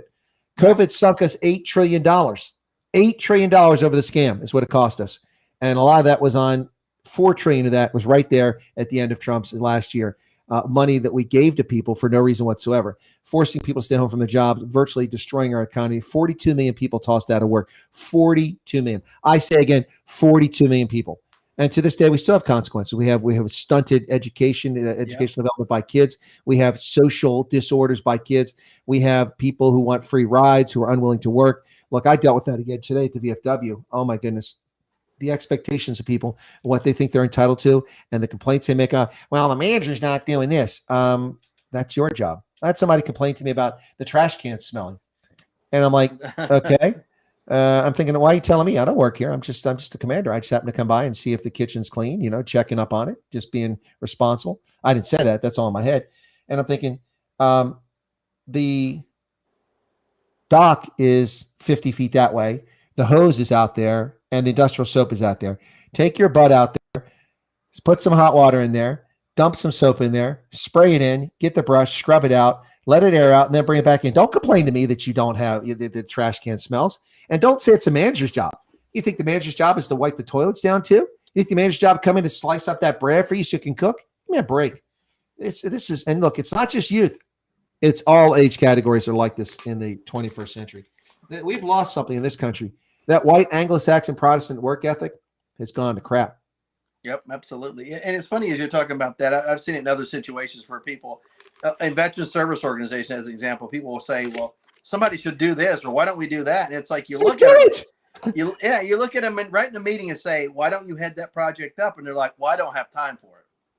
Why did you bring it up if it's such a grand idea? And they get mad whenever you ignore them or you don't vote on their idea. It's like, if you're not going to be willing to step up and actually take some action and work on this, then why should we take on the burden of actually putting it into operation? Well, what I find just amazing is the sloth, and then just the arrogance of people to complain about things and blame other people for things that they think is wrong, and they took no action, and they don't know what they're talking about. So last year, I had a manager, it was a temporary manager filling in, and lowered the flag for 9/11. Okay. I think it was not 9/11. I think it was when it was. I maybe get the dates wrong. I think that's around the time that Dianne Feinstein died or something like that. But anyway, the flag was lowered, and then Dianne Feinstein died. So the flag stayed down for a few days because you just keep it down for 3 days or 7 days like that. Right. And then a few months later at a meeting, well, so-and-so hates veterans. How so? Well, disrespecting veterans. How? Well, that's a serious concern. I mean, this is a veterans organization, and you're talking about one of our social members or our manager. And, well, he left the flag down after 9/11. When? The day after. You do realize that Senator Dianne Feinstein, whatever, I don't know what the events, just don't hold me to this, but but it was two events. Like, you realize that a senator died and all official flags are down for the next several days from mourning. And why didn't you mention it then? Because someone would have corrected your idiotic backside. You know what you're talking about here. This is people just, you know what we live in now? We live in a grievance society. Oh, People big time. exist to be aggrieved. Oh, you've put me out. You hurt my feelings. I'm going to sue you. Oh, it's just so obnoxious. It's like an episode of Jersey Shore, except everywhere. To the level that in places like Ireland, if you hurt somebody's feelings, that you can be arrested and charged. Just because you spoke something that they took offense to, somehow you get arrested and charged. Go figure that one out. Oh, I can't live in Ireland because there's gonna be a lot of people with purple hair that's gonna be angry. Right? Yeah. But that's coming here now. You know, where if you don't, Well, we've got it in California. Right. That's why If you're in the healthcare industry in California and you mispronounce somebody, how are you supposed to know what pronouns are? I mean, if you speak English, it's pretty obvious. He, she. Right. Done. Case closed. Next thing you want to whine about. Yep, absolutely. Well, there's a reason why California is collapsing. It's slow, but it's collapsing. It's a big state with a huge economy, but you're right. It's in the decline. I mean, you knew it years ago when people who were making $50,000 a year were living in tents because they couldn't afford to rent an apartment anymore. Yeah, but it's collapsing needlessly because of leftist nonsense and problems we've created to be outraged about. I mean, pure and simple. Hey, look, they get what they voted for. I didn't vote for what California has. They voted for it. They voted for Gavin Newsom, not me. We're not certain that they actually have honest and fair elections out there either. Yeah. What are you making? What are you making there, Colonel? Because I can hear everything every time. You can hear that? My bad. Sorry, Yeah. I didn't realize I got headphones on. I thought he had like a tea bag or something. He was, when people dip it. Okay. So yesterday, all right, you guys, you ready for the story here? We got a few minutes here. Okay. All right. So yesterday, we got our small games of chance license renewed finally. That was a problem for several months and it cost us a lot of revenue for the veterans organization. So I went down and got the license on Monday, brought it back, and it was late in the afternoon. So you have to register these things in the point of sale system. Anyway, so I said, put the ones you got out tonight, but we need to get more because people are there's pent up demand. People want to come in, sit down, enjoy themselves, and buy the games, tickets, and gamble. And so we called 2 vendors and had those delivered in the morning. So I sent the manager a text message in the afternoon after I finished my broadcast, and she's usually very responsive and no response. So Tuesday afternoon was supposed to be my time because this week is just completely full with everything going on and prepping for next week's consulting. Plus, anyway. So I got in the car, drove to the VFW. And I go in the office, and there's the club manager under the table fumbling around with cables. Well, they switched providers from Xfinity to Verizon because they were charging us 3 times more than we need to pay. And the guys who managed the camera system for security came in and had to change IP addresses because they're static on the cameras.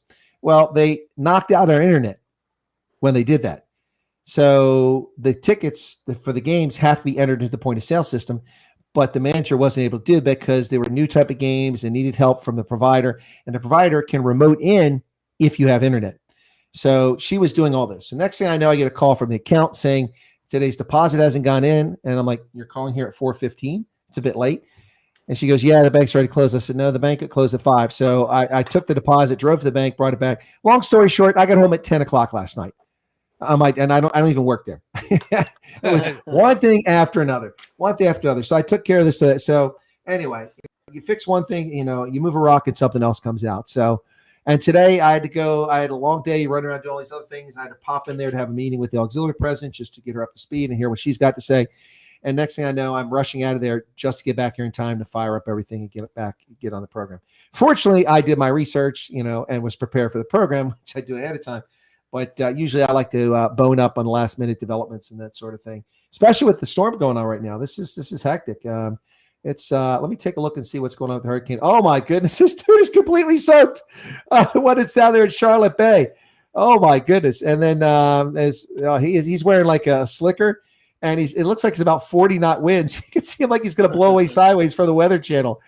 Oh my goodness. Mike Betts is his name. Anyway. Yeah. So you just like to bone up on stuff like that. Oh, the storm is right over the heart of Florida now. It looks like it wound up coming in below Tampa, the eye of the storm. They said it was going to be right over Tampa. So that's, I don't know if that's good or bad. Sometimes it's worse to be on the periphery because that's how the wind is whipping everything around. Have either of you guys ever been in a tornado or been, within eyesight of a tornado? Close, but never close enough to say that it was a close call. But I mean, I've been in a lot of high wind storms and close to tornadoes, but never in direct path or anything. It's sad when you're driving down the interstate and you're seeing the cows run the opposite direction. They're running west as I'm driving east, and you start hearing that sound over your head. They talk about a train. It really doesn't sound like a train. It sounds like the wind blowing, like when a train goes by, that. And but you can't see it, but you can hear something going on. You kind of like just grabbing the steering wheel, holding on for dear life, hoping you don't get hit by something. Ooh, wow. Well, I've been close enough to see those things, and that's I've skirted hurricanes. I've been in earthquakes, and I've been not in, but adjacent to tornadoes. And Mother Nature's a nasty one. She really whips up some stuff for us, but at least we're not on Venus. It's 800 degrees, and we wouldn't be a lot. It wouldn't be a concern. No, molten lead falling out of the sky. I mean, some of the planets in our solar system have crazy weather. Unbelievable. It's something else. It does. Can you imagine the one so distant from the sun? It must be freezing. I mean, like. You mean like Pluto? Cryogenically cold. Is that the one so distant from the sun? Yeah, I think we're talking about Pluto. It's a Kuiper Belt object or a demi-planet. I knew they were getting going. Yeah, you got me started now because I love Pluto, man. I love Pluto. Did you happen to hear that exchange between the reporter and Jean Claude, whatever Pierre there? Karine Jean-Pierre. He's not Jean-Claude Van Damme, but Karine Jean-Pierre. Yeah. The one that doesn't know martial arts. Yeah. Well, now the questions are now misinformation, disinformation. Yeah. Just asking a question. She's sitting over there. It's like here again, a trigger word, right? If she says misinformation, that means the reporter must shut up now. But he asked her a question. She says that's misinformation, and she proceeded to go on to explain to him about everything. He made a statement while asking the question. So when she was done, he says, "But that's exactly what I was saying." And she goes, "Yes, but the way you said it, it sounded like misinformation." Right. Yeah. In your question, it's like I'm asking you the question. You can clarify: is this real? Is this not real? Instead of doing that, she said your question is misinformation and disinformation. But I didn't clarify the question. I'm not going to defend Karine Jean-Pierre, not even for a second. However, White House press pool and the State Department press pool and the DoD press pool, there are some really dim light bulbs in that crowd. I saw the question to the State Department, and the journalist started by saying that the State Department administration refused to negotiate with the so-called terror, and rogue states such as yada yada yada. Yet for the past 2 years, this government has sponsored a genocide in Gaza. I'm like, oh my God. Okay, that's not a question. That's a political statement. Right. You're not an activist. You're supposed to be a journalist. Apparently, you missed that class at whatever school you went to. Yeah, I mean, it's ridiculous. That's not journalism. That's activism. Yeah, no, exactly. You could ask about, well, what about these, the rumor about you starting a genocide, or preface it differently, but you can't say, you matter of factly have done this. What do you say about that? You can't ask. Well, and in fact, what's happening in Gaza does not meet the legal definition of genocide, which has a legal definition. Sure. Right. And it's just a talking point by political leftists. And it's funny because they're telling it to a politically left administration. They're arguing with them. But look, words matter. And I have to say something. I don't know if you all have noticed this, but I've seen this really distressing and depressing decline in the quality of editorship and publications, words misspelled, characters out of place, obvious cut and paste jobs. This should have made journalism more efficient, more effective. But when there were typewriters and teleprint and teletype, there were no errors. I never saw errors in newspaper stories back then. Editors did their job, and sources were checked and verified. They don't check sources and verify anything anymore. It's ridiculous. No. I saw something the other day, a professor of political science writing an op-ed. Okay, that's fine. He has the prerogative to do that on a political situation, but it was clearly an anti-one party and pro the ruling party in South Africa. And he said that when the African National Congress in the May elections, with 159 seats out of 400, won a majority. What you said, 159 out of what, 400? Out of 400, won a majority. And they said a plurality, but not a majority. There you go. Thank you. There's somebody who graduated from high school. Yeah, thank you. By the way, the political scientist teaches political science at Nelson Mandela University and has 7 advanced degrees. But not math, apparently. So Well, apparently not English. Yeah, right. Words. No, and and math. that's exact. Thank you for the response, because I'm like, majority? That's 50 plus one. No, yeah, no. That's like in 1992, Bill Clinton won the election with a plurality. The 42%, just about 42% of the electorate. He won the plurality. George Bush had 38%, and Ross Perot. It's economy. No, that was George Carville.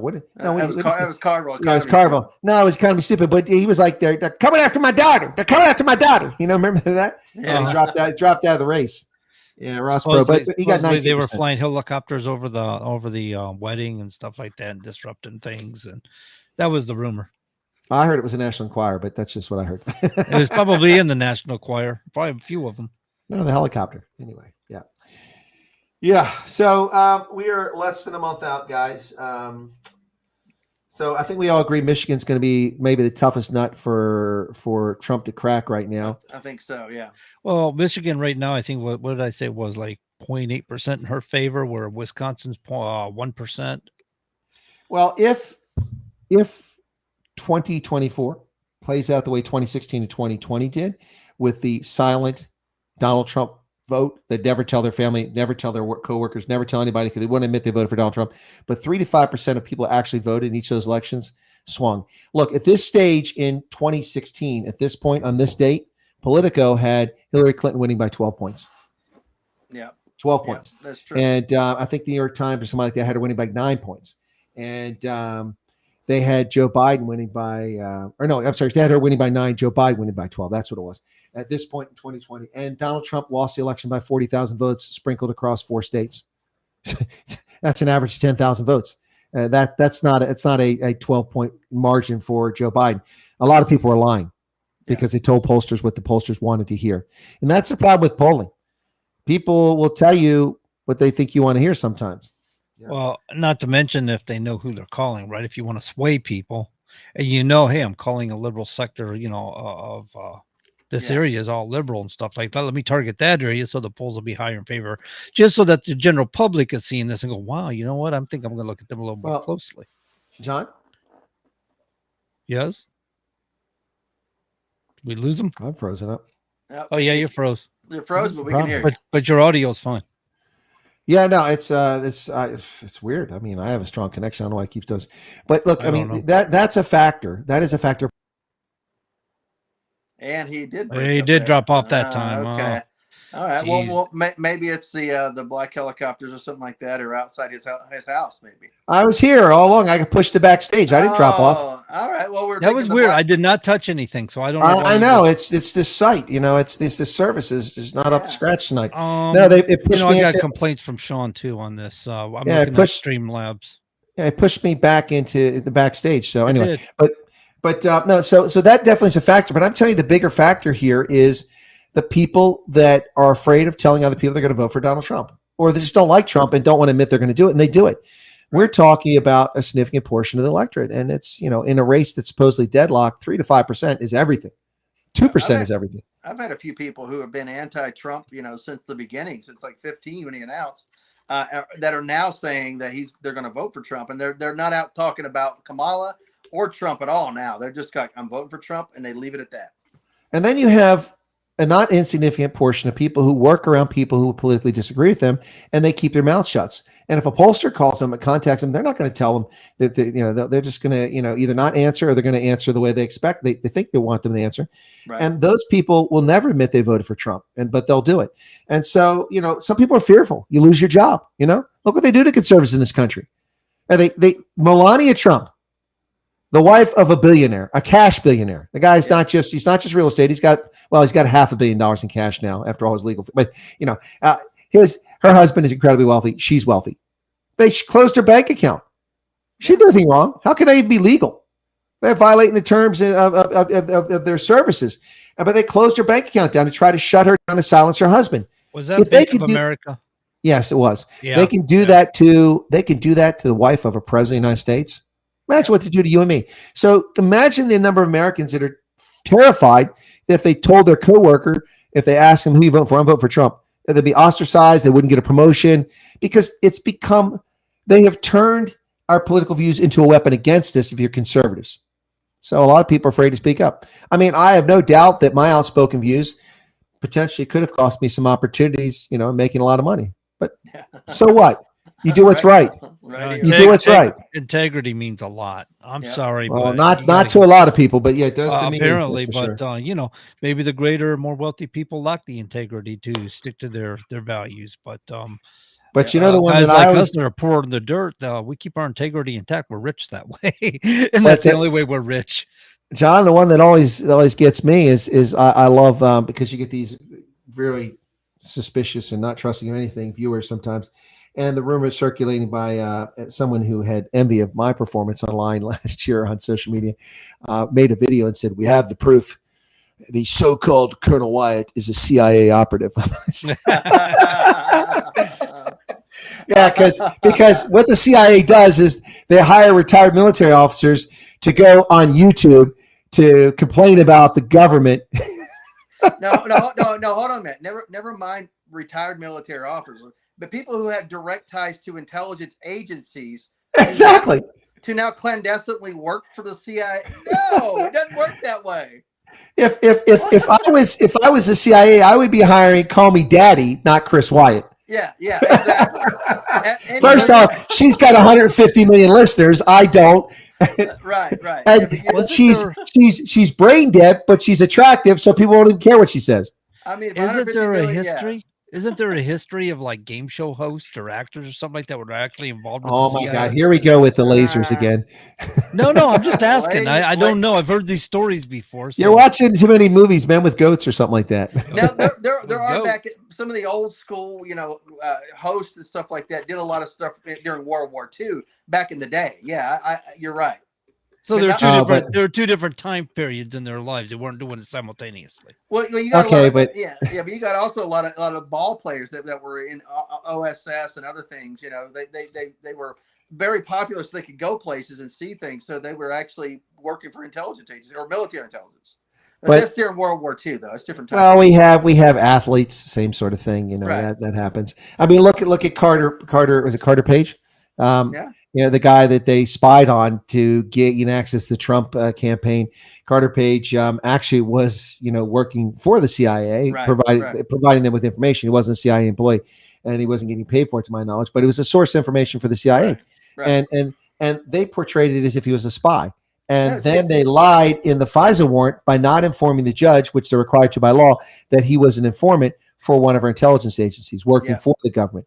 Yeah. So it would have prevented anything from ever happening. They're akin to let's say a police informant, if you will. Although they're not people that got themselves into trouble, but they approach people that are in different positions like this that can maybe provide some sort of information. You're inside of a boardroom or whatever the case may be. But I like the point that she made, which is one that I gloss over because it's just ironic.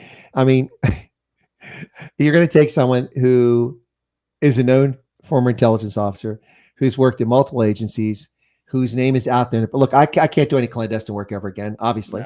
No. But why in the world would the CIA hire me? Look, if I was working for the CIA, I'd be senior executive service. We're talking, SES. Cover. That's a perfect cover. You see, you're talking. Oh my gosh, that's the guy that thinks there's lasers in our salad bar. Anyway, I did not say that.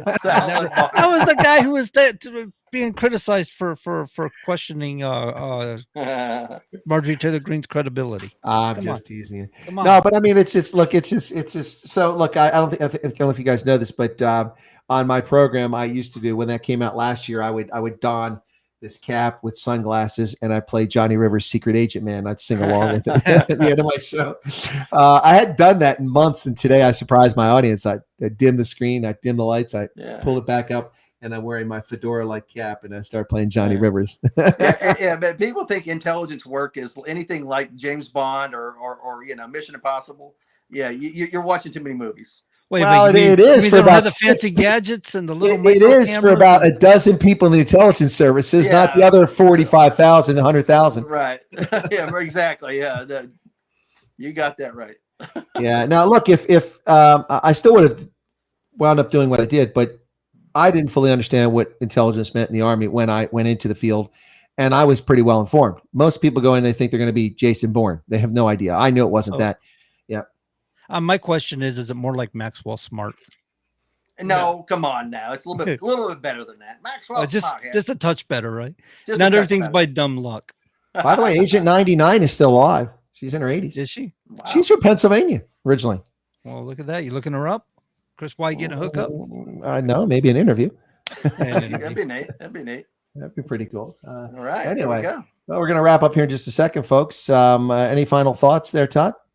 No, hey, just early voting in Tennessee starts next week, Wednesday at 9:00 a.m., and I'll be voting.